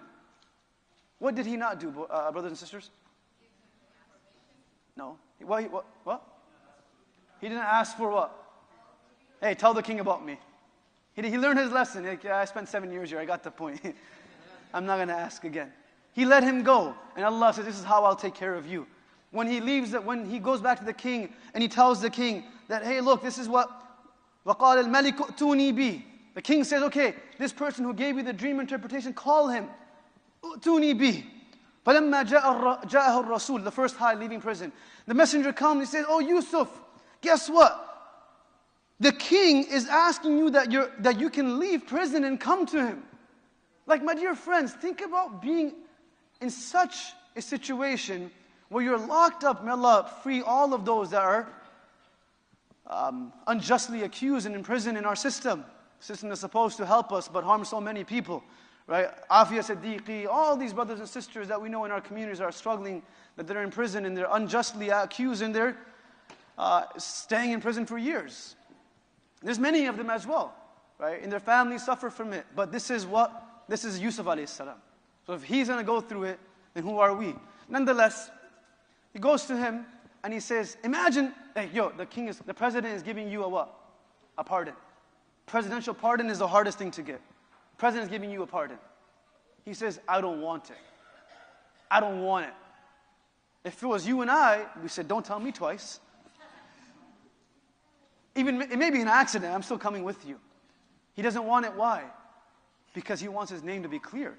A person of integrity. He says, no, مَا بَالُ النِّسْوَةِ الَّتِي قَطَعْنَا أَيْدِيهِمْ. I don't want a handout, I'm innocent. I don't need a handout from the president. I know who I am. What happened to those women that cut their hands? They accused me of what they accused me of, I want my name cleared. Why was it so important for his name to be cleared? Because he understands that he is a prophet of Allah. And the moment he leaves prison, he will start calling people towards the oneness of Allah. There cannot be a stain on our reputation when we become the callers of Allah. Because people will use anything against us when we call towards deen. If we call them towards buying a car, we call them towards the education, we call them towards being patriotic towards a country, they won't even look at us twice in a negative way. He's calling towards something. But the moment a person stands up and he speaks up for deen, they'll find every stain on your life because they know what you're calling towards now can harm their paradigm of this world. They know it. And this is why when a person is calling towards Allah, our packaging needs to be good. We need to be taking care of ourselves. Reputation does matter. Prophets' reputation mattered. A person who calls towards Allah, our reputation does matter. It's everything actually. Of course, forgiveness is there, redemption is there. Musa killed a man, but he was given redemption. It's not saying that we're an unforgiving society. By no means do we believe in a culture that cancels people for weaknesses. But we do believe that a person needs to hold himself to a higher degree of integrity because their reputation matters. Because they are called, not because of who they are, but because of who they call towards. We're calling towards Allah. And Yusuf a.s. knows that they will pick at me. They will pick at my reputation if I come out like this. He says, call those women. Those women are called in front of the judge, in front of the entirety of the cabinet. And they say to them, what happened on that day that you cut your hands? They say, well, the reality is, we don't know anything that this person has ever done wrong. They say, حَاشَ لِلَّهِ مَا عَلِمْنَا عَلَيْهِ مِنْ سُوءٍ.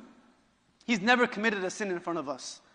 And then he says, well, this is not enough for me. Call Zulaykha. And Zulaykha is called. And she says, الآن حَصْحَصَ الْحَقِّ. Now the truth has been revealed. Hashasa is taking like a walnut and cracking it and seeing the nuts come out. Meaning, now it's been revealed. حَصْحَصَ الْحَقِّ. I've been exposed. And she says, the reality is I did it to him. He did not reciprocate it to me in any way, shape, or form. وَإِنَّهُ لَمِنَ الصَّادِقِينَ. Once his name was cleared, he walked out not because of the pardon, but because he was what? Innocent. And he comes out and he says, وَمَا أُبَرِّئُ نَفْسِي. My dear brothers and sisters, this is very important. Even though he was innocent, he says, وَمَا أُبَرِّئُ نَفْسِي. I'm not saying that I am free of every flaw. We're human beings. So on this, Ibn Abbas says, Yusuf a.s. committed no crime. But what this ayah is telling us is never put yourself in a situation that you can even be accused of something wrong. اتَّقِي مَوَادِعَ التُّهُمْ. Avoid the places of accusation. Avoid the places of doubt as much as you can. Our deen and our sharia give us systems not to protect us from doing a sin, but to protect us from being accused of a sin. That everything is clear. Everything is transparent. And so he's putting that out there to avoid those places that you can be put into doubt. And as he comes out of prison, the king says the second high. The first high was coming out of prison. The second high is being made into a what? A king, an aziz. He's been given royalty. There is no system in America. If you go to prison in America, you come out, you can't even get a job at what? McDonald's. Right? This is how broken our system is. Imagine leaving prison the next day, you're the what? The second man to the king. Because they saw that he was innocent.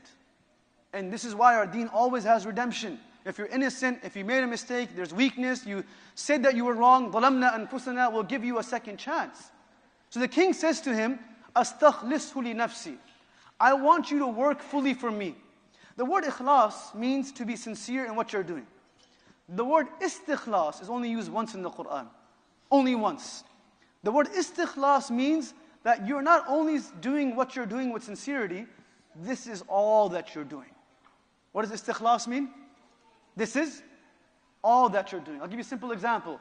You start working for Microsoft, and then you say, you know what, I want a side hustle. You start working for Amazon. What's going to happen? You lose your Microsoft job. Because they want what? They want istikhlas. They want you and your talents to be only theirs. The king says that I want you to work fully for me. I'll take care of you. Full package. And then he says, اجعلني على خزائن الأرض. Make me the treasurer. So, quick comment on this ayah. He asked for a position. Whereas in our deen, we've always been told never ask for a position. First answer is that he did not ask for a position. The king told him, I'm going to hire you. He just gave his preference of where to be hired. You understand? Like he already has been told that you're going to be a part of my cabinet. So he said, well, if that's the case, let me be the treasurer. You understand? So he didn't ask for a position. Number two, you are allowed to ask for a position when you recognize that the benefit will be felt by the community. And you're the only person that can help in that situation. You can ask. You're allowed to ask. There's no expectation. There's no entitlement. But you're allowed to ask for something. This is why we have voting systems, like the masjid board or whatever it may be. You're allowed to ask if you believe you're the right person for the job. And that's obviously going to be very subjective, right? So he says, make me the treasurer, and he becomes a treasurer, the second high. The third high, quickly I'm going to run through the next three highs. The third high begins when the brothers of Yusuf come to visit him. The brothers of Yusuf come to visit him a total of 4 times. How many times? 4 times. This is the first time. there is a complete, there's a loss of wealth. There is a famine that has hit this entire part of the world. So from Palestine, the brothers come to Misr because they know Misr has kept their wealth. وَجَاءَ إِخْوَةُ يُوسُف فَدَخَلُوا عَلَيْهِ. And this is, it's really interesting how this takes place. The brothers of Yusuf come, they enter upon the treasurer who happens to be their brother and their younger brother. فَدَخَلُوا فَعَرَفَهُمْ. He instantly recognized them, but they didn't recognize him. But he recognized them. Now, how he was able to what?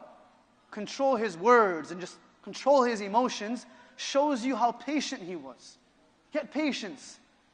And everything has a right time. And the timing is, the correct timing is the time that Allah gives to us.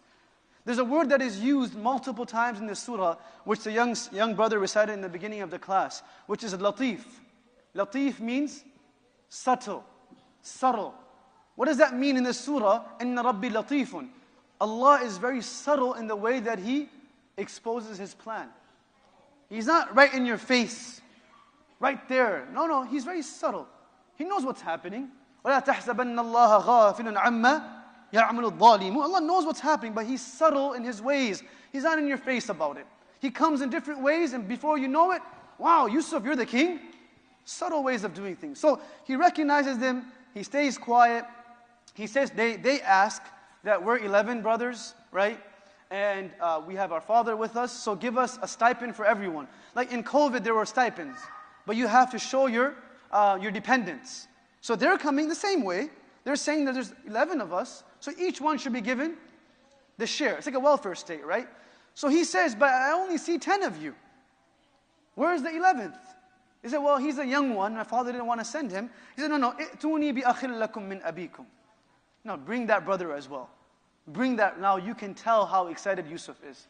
Before he even asked about his dad, he asked about who? His brother. He said, bring my brother to me. ائتوني بأخ لكم من أبيكم. And then he gives them a reason why. ألا ترون إني أوفي الكيل وأنا خير المنزلين. Don't you see that I fulfill the measurement completely? Meaning I'm giving you the full amount for each person. I'm not giving you small amounts. I'm giving you the complete amount, despite the fact that you're such a big family. I'm taking care of you, so bring your brother so I can give him his amount as well. But if he's not here, I cannot give it to him. If you cannot prove that someone's your dependent, you cannot take money on their behalf. So you have to prove it to me. So bring me your brother. The story continues that Yaqub alayhi salam, when the brothers come back to Yaqub and they bring everything back, they say, oh father, give us our brother with us so we can take him and we can get our full measurement. He says, no, لَنْ أَرْسِلْهُ مَعَكُمْ حَتَّى تَأْتُونِي مَوْثِقًا مِّنَ اللَّهِ. I will never send Binyamin with you unless you take a halaf. A halaf means you make a covenant with Allah that you will not lose Binyamin unless you are overwhelmed or you are killed. Meaning you will protect him with your own life. If you do that, then I will give him to you. He said, oh father, look at this king. Not only did he give us a full measurement, he even returned our what? Our money. He put the money back inside the bag. So the question comes that it's not his money. How can he put it back inside the bag? Whose money is it? The state's money. It's very easy to be generous with someone else's money. When you're a kid, you're very generous because it's your dad's money or your mom's money. It's very easy to be generous with the money of the masjid, for example, or the money of the institution. It's not your money. So how did he give it back? And Ibn Abbas says that it wasn't the money that he took. He gave his own money from his own pocket. Umar ibn Aziz rahimahullah was the Khalifa of the entire world at the time for the 2.5 years. It was known about him that when he would be dealing with the affairs of the ummah, he would have a candle lit. And the moment his timing ended, he would take that candle out, meaning that lantern, and he would light another candle. And they would say to him, why do you do that for? He said, this is the money of the ummah, this is my money. I don't want to use the money of the ummah for my personal benefit. So how cautious they were with the money that came to them from the ummah. So he gave them the money back, and Yaqub alayhi salam says, you know what, go ahead. Take Binyamin with you. But, oh my children, Ya bunayya, la tadkhulu min babin wahidin. Don't enter from one door. This is, I have a lot of favorite parts of this surah, but this is also one of my favorite parts. Because even though his children committed a horrendous crime. Like literally, they made him lose his eyesight. You can't get worse than that. They made his heart break in so many pieces. But when he speaks to his children, he says what? Ya bunayya, I still love you. You know, as parents, sometimes we have 5, 6 children, 3, 4 children, and one kid, you know, he goes off in a way, and may Allah protect all of our children. We love every single one equally, but one may go one way, but we still have 4 more. We still have 4 more. They still deserve all your attention. It is not okay for us to just ignore them because of that one child. But rather, we love that child, but we can't ignore these 4. So he says, Ya bunayya, I love you. How do we know he loves them? Because he's still giving them fatherly advice. He says to them, لا تدخلوا من باب واحد. Don't go into one door, go from separate doors. Because if you go in from one door, yes, ayn is real. Ayn is, al-aynu haqq. Right, you're 11 brothers walking in from one door. There is a concept of ayn and nadar. But also, you don't want to cause too much attention. So go from different doors. You know, as families, it's very important how much we show to people. How much we show to people can affect us in different ways. May Allah protect all of us and our children. So they go back to Yusuf alayhi salam in such a manner. And this is the third high. The third high, and I'll say it before I explain it. The third high is, you want to guess what it is? The what? Unity of Binyamin. Being reunited with Binyamin. The ayah goes, وَلَمَّا دَخَلُوا عَلَى يُوسُف. They entered upon Yusuf. آوَى إِلَيْهِ أَخَاهُ. Before he even dealt with them, awa means to take someone into shelter and to hide him. Ma'wa. To give him physical and emotional support is ma'wa. Ma'wa. Awa. He says, you come here for a second. And he's the Aziz. He pulls him out from the pack, takes him to his room, and he hugs him. And Ibn Kathir rahimahullah says, you can only imagine the type of joy these 2 brothers were experiencing.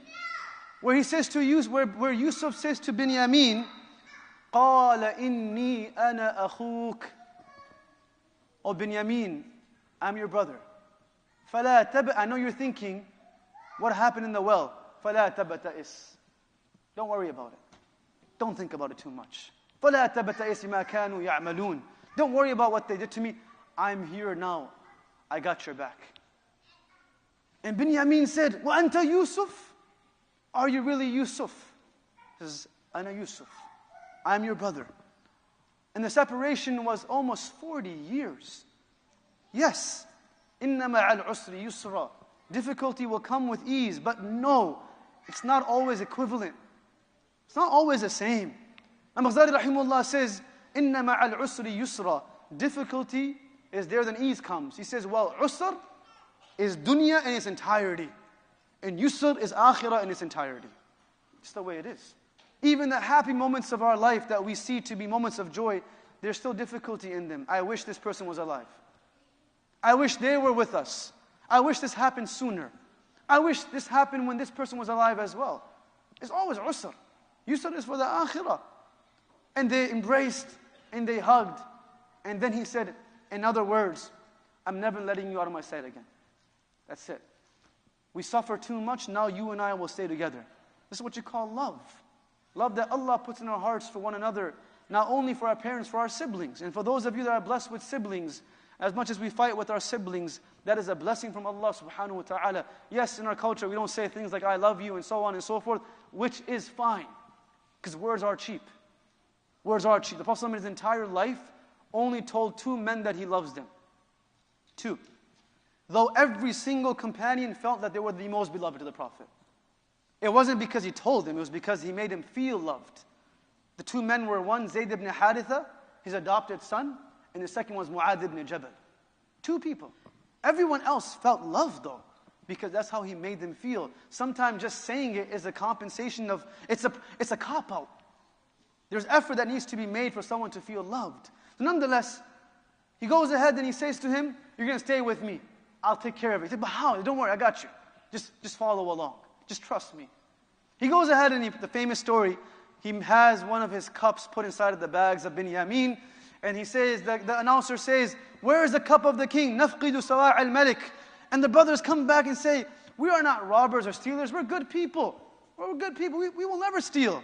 He said, well, what if you did steal? He said, well, if we stole, whatever punishment you want to give, you can give. Whatever punishment you want. And the rule is if you commit a crime in foreign land, you stay in foreign land.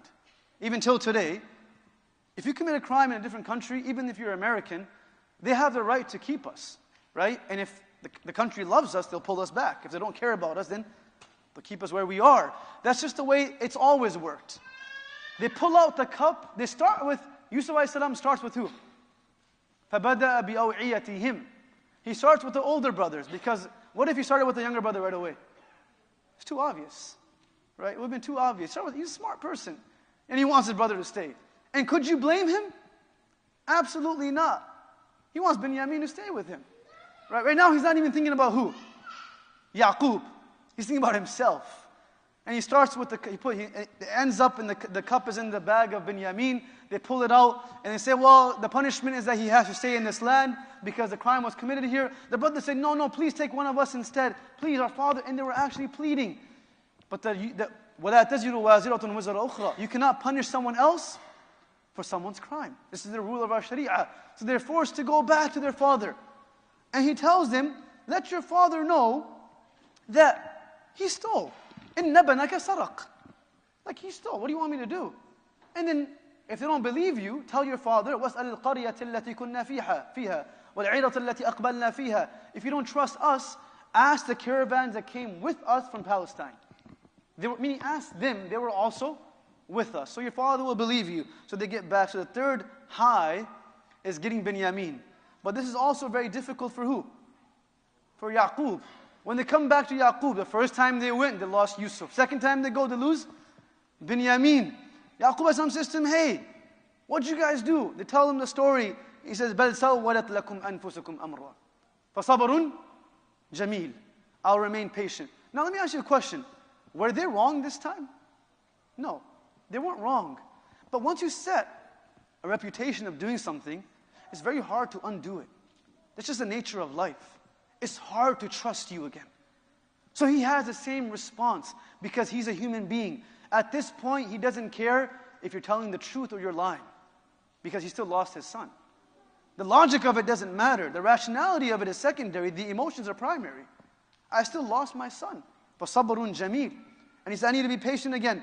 And he turns away from them. وَتَوَلَّى عَنْهُمْ. Turns away from them and he says what? وَقَالَ يَا أَسَفَا عَلَى يُوسُفَ. How I miss Yusuf. Ya Allah, how I miss Yusuf. Ya asafa ala Yusuf. Allah, I miss Yusuf. And the brothers hear them say this, like, oh father, right now you didn't lose Yusuf, you lost who? Binyamin. تفتأ تذكر يوسف حتى تكون هرضا أو تكون من الهالكين. You will continue talking about Yusuf until your age does the part that it does, meaning you die, or you destroy yourself. Like, stop talking about him. He's history. When a person commits a crime, they never want to hear about it. They don't want to hear about it. And every time you bring it up, they get annoyed because that's the nature of that crime. Why are you talking about Yusuf for? تَفْتَأُ تَذْكُرُ يُوسُف. He said, I'm not complaining to you. إِنَّمَا أَشْكُ بَثِّي وَحُزْنِي إِلَى اللَّهِ. I complain only to Allah. Because Ibn Qayyim rahimahullah says, a person that complains to Allah, it will be a source of mending every wound in his heart. Munajat billah. He says the only way a broken heart can be mended is if a person feels comfortable speaking to Allah about it. They say when you go to a psychiatrist or a psychologist, speak your heart because it will help you deal with your struggle. He's saying the same thing. Speak to Allah. And let the heart speak about its complaints. He talks about that majority of the time when we raise our hands, we're always asking. We don't have to ask. We can just speak. The most beautiful du'as in the Quran, majority of them are not even a question, they're just a statement. Statements. La ilaha illa anta subhanak. Oh Allah, you are the most pure. There's no su'al, there's no question. But there's a sense of conversation. I'm complaining to Allah. The question is, why did he think about Yusuf for? Does he not love Binyamin? Does he not love Binyamin? Of course he loves Binyamin. So why did he say Yusuf's name? Anyone that has dealt with trauma knows there's what? Triggers. There are triggers. The moment he lost Binyamin, what did he remember? Oh, I love Yusuf too. And it happens every time. If anyone's gone through something, every time you see something similar to, what do you remember? Your own tragedy. I can't drive by a car accident. Because every time I drive by it, I remember seeing my brother's car accident. And it reminds you of your brother. Now, does that mean that I don't care for that person? I care for that person. But it reminds me of him. Every time I see a youngster in the hospital, I think of him. That's the nature of life. Why is it so that people that have gone through difficulty have softer hearts? Because whenever they see someone else's difficulty, they remember their own difficulty. Imam Ghazali rahimahullah says, this is one of the wisdoms that Allah had, making the Prophet go through all of his difficulty. So he could be relatable and have a soft heart to everyone that was going through hardship. Every single person that's lost someone, the Prophet's lost someone. You lost a parent, the Prophet lost a parent. You lost a what? A child, the Prophet lost a child. You lost a spouse, the Prophet lost a spouse. You lost an uncle, the Prophet lost an uncle. No one can say that they can't relate to the Prophet in trauma and difficulty. Because the Prophet went through it. You know how human that makes the Prophet feel to you? Because you can say the Prophet lost it too, this is how he dealt with it. So he's not undermining the loss of Binyamin. He's just triggered about Yusuf. And he continues speaking about Yusuf, and he starts missing Yusuf, and he says, Ya bani yadhabu fatahassasu min Yusuf. Oh my children, I see this as a sign. Go find Yusuf. Go find Yusuf. An interesting statement by Imam Suyuti rahimahullah. He says at this part of the ayah that we can prove that Allah subhanahu wa ta'ala will never make someone experience the same difficulty twice. It's a very interesting statement. Now, you can challenge it because it's not the Prophet saying it. Generally, though, Allah won't challenge someone the same way twice. Generally. Because there is a tolerance level that everyone has. So he lost one. When he lost a second, it meant that you're going to get both back. And he understood that. Just go back and find Yusuf. And I know you feel bad about what you did. Don't you worry, you'll be forgiven. Go find Yusuf. The fourth high. The fourth high, this is the third visit. I said there were how many visits? 4. What was the first one? First one was when they came, they didn't recognize Yusuf, right? And he asked for Binyamin. Second visit was when Binyamin came and he kept Binyamin. Third visit is right now when they're going to who? When they're going to look for Yusuf. And now when they're going to the king, this is a very interesting story that's mentioned in Qurtuba. They go to the king and they say to the king that please give our brother back to us. They go to Yusuf. And they present to Yusuf a letter from Yaqub. The Yaqub wrote a letter and he said, give this to the Aziz of Misr so that he can read my letter and how much I miss my son, and maybe we have character letters even in our system today. And the letter wrote that min abi shafiq al-kareem, that this letter is from a loving, caring father, al-hazin, who's very sad. I'm writing to you, begging you. I'm writing to you, and he says, قَدْ عُرِفَ كَرُمُكَ وَجُودُكَ وَحُسْنُكَ وَقَدْ شُهِرَ لَنَا فِي النَّاسِ. Your kindness, your generosity, your level of compassion is known to all the lands. That you are a person of great compassion. You are a person that understands. You are like us. Who's writing this? Father to a son. Not Yaqub to Yusuf. A father to a son. It doesn't matter how independent you are as a child. When your father has to ask you for something, it hurts you. Like, why did I not take care of it before he had to ask me? Like, what is my worth as a son if I can't help my own parents? I can help my friends. I can help my desires. What is my worth if I can't help my own parents? Yaqub writes this letter, and he says that I know who you are. You're very nice. Then he explains that my eyebrows have fallen below my eyes. وَكَسَرَتْ ظَهْرِي. In my back I can't even walk because of how old I am. My hair has turned white. My hands cannot hold because of the weakness of my body. All I have is Binyamin. Do this father a favor and return Binyamin to me. And as Yusuf is reading the letter, till this point, he's kept it pretty strong. He hasn't exposed himself. As he's reading the words of his beloved father, that he loves as much as his father loves him, his tears start to stroll down his cheeks. Paper becomes wet. And the brothers look up. And they say, well, who are you? Like, who are you that you've become so emotional? And then he says, he couldn't hold it. Right, Ibn Qayyim rahimahullah, rather Imam Ibn Kathir rahimahullah comments, and he says that when he saw the fragility of his father, he said, what is the point of all of this that I have if my father isn't enjoying it with me? In one narration, which I find to be so touching, Qurtuba rahimahullah says, for all those years that Yusuf was in the palace, he chose not to benefit from the luxuries of it. And he said that I won't benefit from it until my father comes first. Imagine children. Like whatever we get, أَنْتَ وَمَالُكَ لِأَبِيكَ.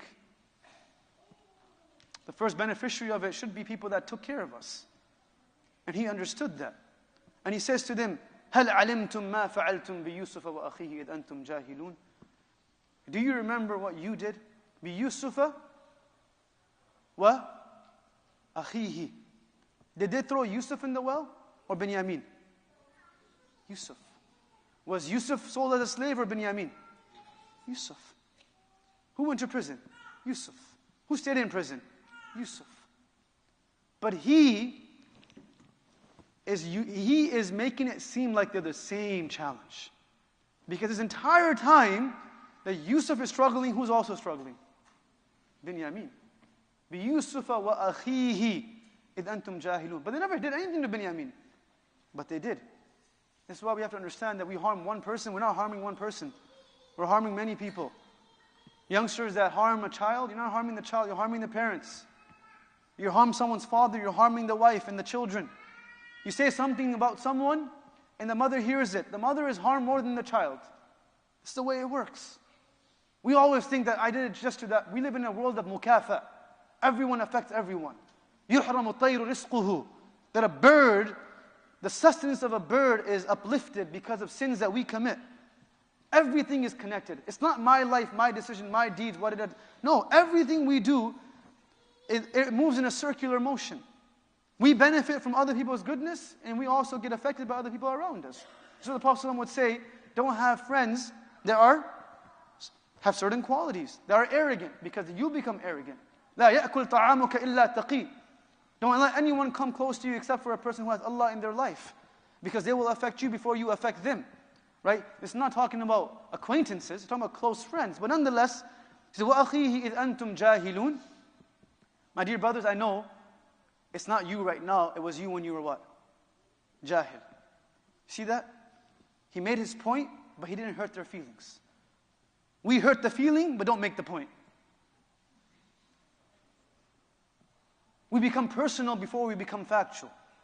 We become emotional before we become rational. Everything becomes anecdotal for us. And nothing is actually a rational discussion, because how did you do that to me? And they say to him, imagine this moment of clarity. قَالُوا أَإِنَّكَ لَأَنْتَ يُوسُف. This is very difficult to translate. It's very difficult. He's not saying, oh, you are Yusuf. What they're saying, and I'll translate, in English it'll sound weird. What they're saying is, قَالُوا, they said, are you really, no way are you really Yusuf?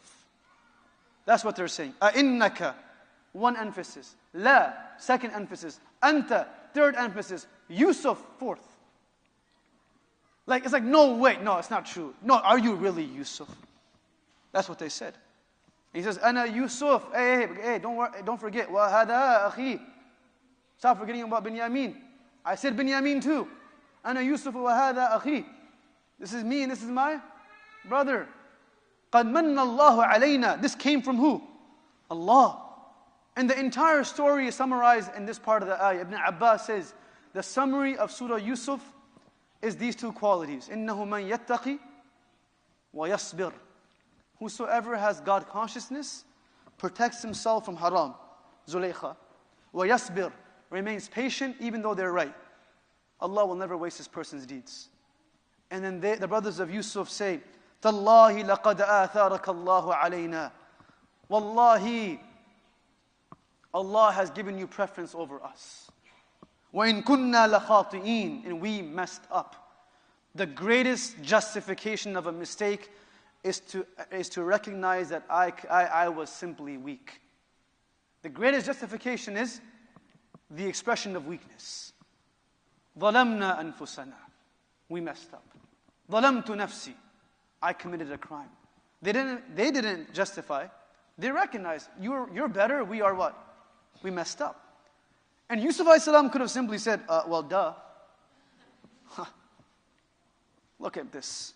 This is where Ali radiallahu anhu says, Allah subhanahu wa ta'ala, and this is just for the sake of understanding qadr. Allah subhanahu wa ta'ala allowed a famine to affect the world to expose the brothers of Yusuf in front of Yusuf. If there was no famine, he wouldn't have been called out of jail. And if he wasn't called out of jail, he wouldn't have been made the treasure. And if he wasn't made the treasure, he would never have met his brothers. So he says, if Allah subhanahu wa ta'ala gave every single person the choice of writing their own qadr, what I want to do with my life, how I want to live my life, you have the full autonomy to write what you want in your life. And then Allah gave you the option of taking the qadr that He wrote for you. He says there's not a single person that will not choose Allah's qadr. Because Allah's qadr keeps in mind everyone around you. And your qadr is only unique to what you understand and what you can see. You live in one dimension, and Allah lives in a dimension that is far bigger than this. The qadr of Allah will come full circle. And this is the way that Allah's system works. He exposed the brothers of Yusuf through the famine. And He says to them, لا تثريب عليكم اليوم. What a beautiful answer that could only come from a prophet. لا تثريب عليكم اليوم. Don't worry, there's no blame game today. يغفر الله لكم. Before they could even ask Him, please forgive us, He says, Allah will forgive you. وَهُوَ أَرْحَمُ الرَّاحِمِينَ. And He gave them hope. It wasn't like, yeah, you messed up. Man, your akhirah is going to be pretty messed up. يَغْفِرَ اللَّهُ لَكُمْ. Allah will forgive you. Don't worry, you'll be all right. When the Prophet entered into Makkah al-Mukarramah, this is what he was saying. He entered into Makkah and he said, I will say to the people of Makkah what Yusuf said to his brothers. Which was what? لا تثريب عليكم اليوم. Let it be. There is no vengeance from me. There is no blame game today. And then he says to the brothers, this is the last high. The fourth high is the being reunited with all of his brothers, right? The last high is being reunited with his father and his parents, right? Which is the greatest high. He says to them, اذهبوا بقميصي هذا. اذهبوا بقميصي هذا. Take this shirt of mine. In Arabic, he says what? Take this shirt of mine. Which tells you that it wasn't an ordinary shirt. I told you that shirt's going to come back up, right? اذهبوا بقميصي هذا. Mufassirun say it was a shirt that was given to him in the well. He understood that this shirt has divine intervention. And we believe in the concept of barakah, that this was given to him by the angel. So he understood what the shirt was. Take this shirt of mine, فَأَلْقُوهُ عَلَى وَجْهِ أَبِيهِ, and place it upon the eyes of my father. يَأْتِيهِ بَصِيرًا, and his sight will come back. There's also a rational way of looking at this, right? He lost his eyesight because of what? Because of losing Yusuf. And the moment he understood Yusuf was alive, eyesight came back. One more thing I'll mention. His eyesight was taken via a shirt. قميص دم وجاءوا على قميصه بدم كذب. And his eyesight was revived by a shirt. Allah is latif. Allah is subtle in the way He does things. You think that J.K. Rowling knew what she was doing when she wrote Harry Potter? Right? Allah's subtle plan. Everything is connected by Him. Everything is connected from the beginning of time till the end of time. Allah is subtle in the way that He exposes His plan. No CEO of a company will expose his plan in the open. What makes us think that Allah will tell us everything? We can't handle it. Just like how the CEO will say, you'll get overwhelmed. Allah is Allah. Can't be compared to anyone. He's latif. He gives us the knowledge that we need to survive in that moment. And that's enough for us. So they take this shirt back, بِقَمِيصِ هَذَا, And as they return with this shirt, while they're coming back, وَلَمَّا فَصَلَتِ الْعِيرُ قَالَ أَبُوهُمْ إِنِّي لَأَجِدُ رِيحَ يُوسُفَ. Now this is very unique and very beautiful, very emotional. As the caravan comes near, the father says, إِنِّي لَأَجِدُ رِيحَ يُوسُفَ. That I can what? Smell the scent of Yusuf.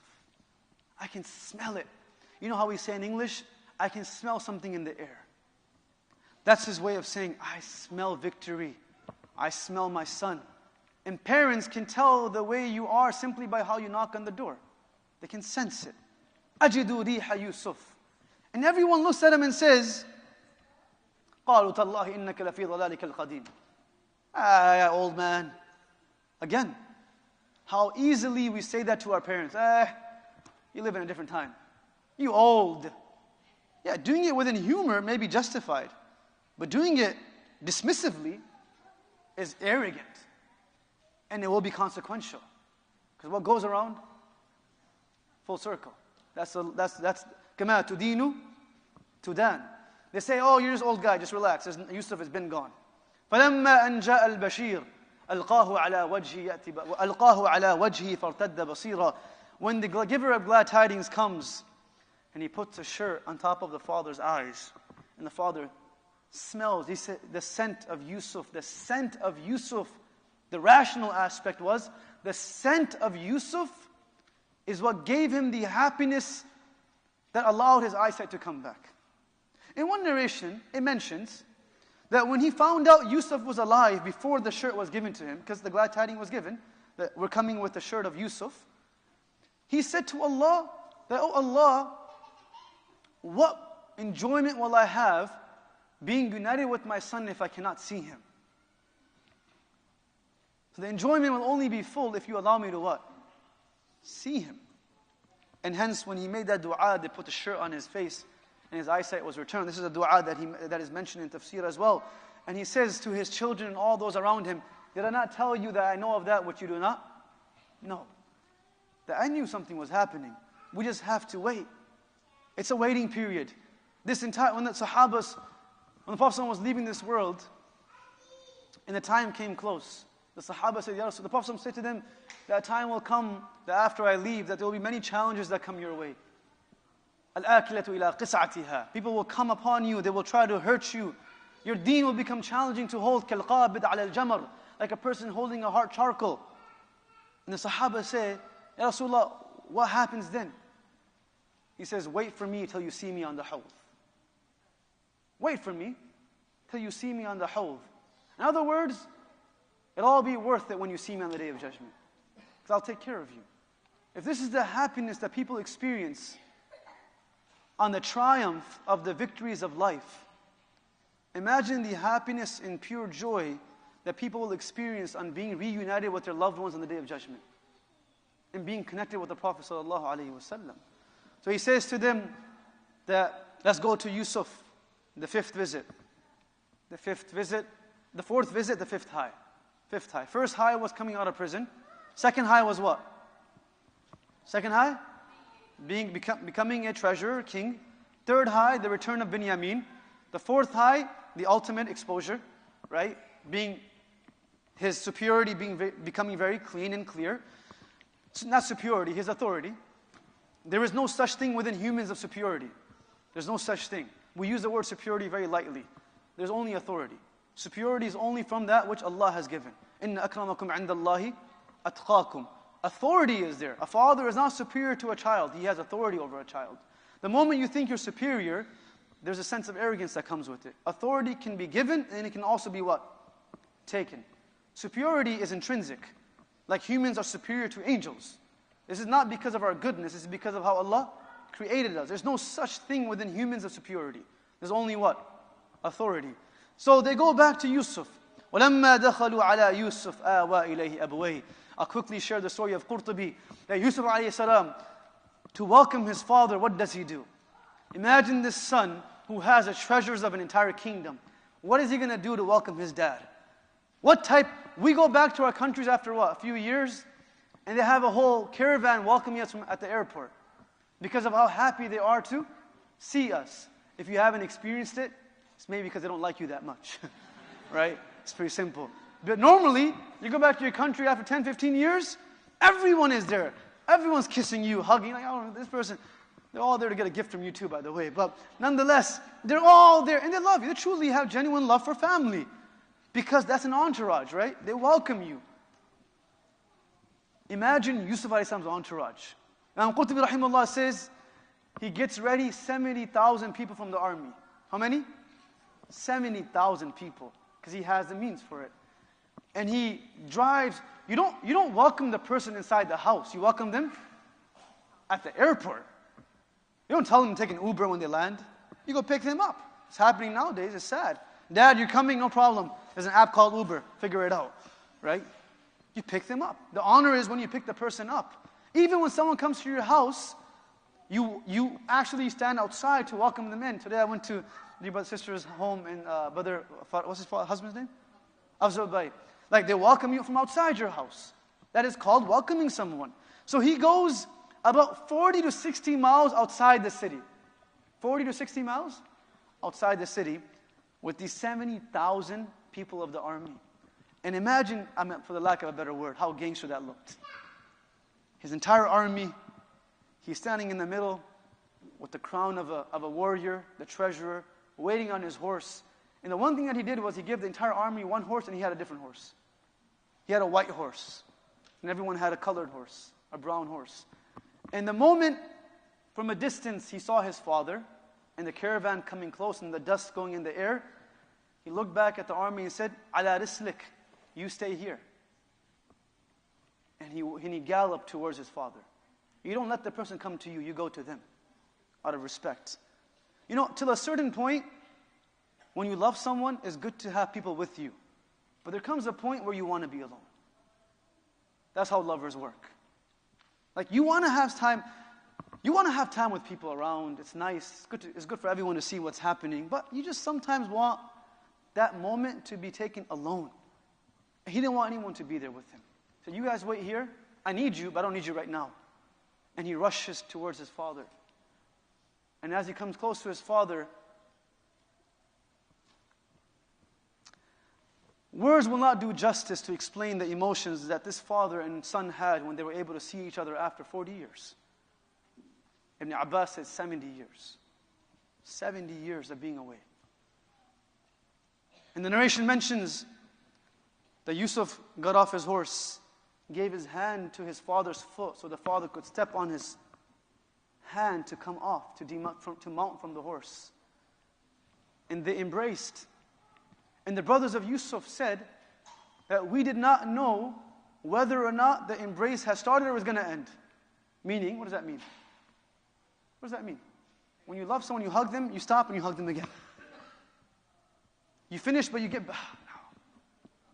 I have had enough. 70 years were a long time. You let it go, then you start again. This is love. And Yusuf a.s. said to his father, and I'll end with this statement. He said to his father, "Oh father, I heard that you miss me so much that you cried your eyes out, حَتَّى بْيَضَّتْ عَيْنَاكَ, until you went blind. Is that true, oh father?" And Yaqub says to Yusuf, "Oh Yusuf, ما بكيت من فراقك ولكن بكيت لأني أظن ولأني أحسب أنك قد مات على غير ملة الإسلام." He said, "Oh Yusuf, I didn't cry simply because of separation. I cried because I was not sure whether or not you had passed away and your death took place without you being Muslim. I just didn't know." He says, "Oh Yusuf, this is a few years. This is not a compensation for our time apart. The compensation is in the akhirah. This is just Allah giving us a preview of what is yet to come. Every blessing in this life is simply a preview of the blessings of the Day of Judgment." He takes his father on his horse, honors him, takes him to the palace. A few years later, they said 2 years later, Yaqub passes away. So the moments of enjoyment are not supposed to be, or is not necessarily always going to be the same amount as the moments of harm. إِنَّ مَعَ الْعُسْرِ يُسْرًا. is not accounted for by time in this world, because there is still more left to the entire story, which is for the akhirah to complete. But Allah gives you تُؤْتِي أُكُلَهَا كُلَّ حِينٍ. Can you ever bring back a son of a parent? Can you ever bring back a spouse? So how can you tell them there's ease after difficulty? The only ease for them is to be united with them again. And that ease can only be felt in the akhirah. And when a person realizes that, they don't lose hope in the world, but they simply see the world for what it's worth. It's a fragile place. Baytul Ankabut. It's there today, one wind passes by and it's gone tomorrow. And when a person realizes that, they start living with the mentality of the akhirah. And I spoke about this in the past as well. That if someone was to ask a believer, if someone was to ask you and I, what is the mentality that a believer should have? They write books upon the mentality of a millionaire, the mindset of an entrepreneur. People make so much money writing about mindsets. The mindset of an athlete, the Mamba mentality in Kobe. What is the mindset that a believer has in life? Remember it from Aqsa? What is it? Great, mashallah. We were together in our Aqsa trip just a week ago actually. May Allah free the land of Bayt al-Maqdis. Oh, Ameen. The mentality of a believer is to live for the akhirah. The mindset is always, is this going to benefit my akhirah? Or is this going to harm my akhirah? When Yaqub passed away, Yusuf a.s. said to Allah, Tawaffani muslima, oh Allah, take my life as well. There's only one person that we know that was allowed to ask for death. Because we're not allowed to ask for death. We're not supposed to ask for afiyah. Allah gives death whenever He wishes. But He says, Tawaffani muslima. Yusuf a.s. was allowed to ask, because Allah did not allow him to suffer the loss of and separation from his father 2 times. The summary of this surah, my dear friends, is that Allah subhanahu wa ta'ala has a different qadr for every single one of us. And if we knew that Yusuf became a treasure without knowing what he went through, we would have thought he got it himself. When we understand, or when we are able to recognize that he went through many difficulties before he became a treasure, we can hope that our difficulties are simply a moment of our life. And there will also be a moment of fath for us. Every low came with a high. And every low that came with a high was not equivalent to the low, it was always better. Because we believe that we don't gauge the highs by a numerical value. وَرِزْقُ رَبِّكَ, and I promise I end with this. Allah says, وَرِزْقُ رَبِّكَ خَيْرٌ وَأَبَقَى. That the sustenance of your Lord is better. What He doesn't say is what? وَرِزْقُ رَبِّكَ أَكْثَرٌ. The rizq of your Lord is more. We always calculate better to be more. That if Allah took 1, He's going to give me 2. If Allah took 1, He's going to give me 2. If I left my job that was haram, Allah will give me a job that gives me more money. Right? That's what we think. No, it's not what it is. Khayr means that it may be less, but it's better for you. So now we don't try to gauge, we don't try to test Allah and test His promise. Rather, whatever He gives us, we see it to be khayr for us. And with that mindset, a person will never lose hope in Allah subhanahu wa ta'ala. May Allah make us amongst those people that can learn these beautiful stories, not just because of their beauty, but because we need it in our life. The relief that this story gave me, and the relief that it will give you, for any difficulty, every single one of us has either gone through something or will go through something. When we lost our brother, the rest of us, when we spoke within our school with our students, we stood up and said, well, Allah tested us, we will never get tested again. وَإِذِ ابْتَلَى إِبْرَاهِيمَ رَبُّهُ بِكَلِمَاتٍ فَأَتَمَّهُنَّ. May all his brother Shaykh Abdullah, who's quite humorous, but in moments of... Has anyone heard of Miftaah before today? Raise your hand if you have. If you haven't, say the kalima. You're Muslim now. Right? Welcome. But we'll appreciate you coming out. May Allah reward you all. You can find more details online. But nonetheless, he's normally very humorous. In moments, he was very emotional. He said, no, who told us this will be our last test? There is no guarantee. Because someone has to leave before someone. We're 4 left. One of us will leave before another one. Meaning the tests are continuous. We just learn how to brace ourselves better for it. That's all it is. May Allah make us amongst those that any challenge that comes our way, we remain strong. Like how the Prophet says that a believer is like a palm tree. The believer is like a palm tree. That every type of wind will come, but it will not be able to break the tree. That it will go like this and it will go like that, but it will always come back to the middle. That's a believer. That we will always come back to Allah subhanahu wa ta'ala, centered in front of Allah, إِنَّمَا أَشْكُ بَثِّي وَحُزْنِ Allah, because there's nowhere else to go. May Allah make us amongst those that can be patient. May Allah make us amongst those that can help other people like ihsan. At every level of our life, we can be a source of help for others. Like Yusuf was, even in the depth of the prison that he was in. May Allah make us amongst those that can forgive one another. Like Yusuf forgave his brothers. May Allah make us amongst those children that can be the source of honor of our parents in this world. Not because of our degrees, but because of how we make them feel. May Allah make us amongst those as parents. We don't judge our children, but always give them second chances. May Allah make us amongst those that on the Day of Judgment, we can also be amongst those من النبيين والصديقين والشهداء والصالحين وحسن أولئك رفيقا آمين رب العالمين وآخر دعونا الحمد لله العالمين السلام عليكم ورحمة الله وبركاته. Apologize for the late ending. May Allah bless you all. It was an honor for me to be here. We hope to see you in Michigan, inshallah. Assalamu alaikum wa rahmatullahi wa barakatuh.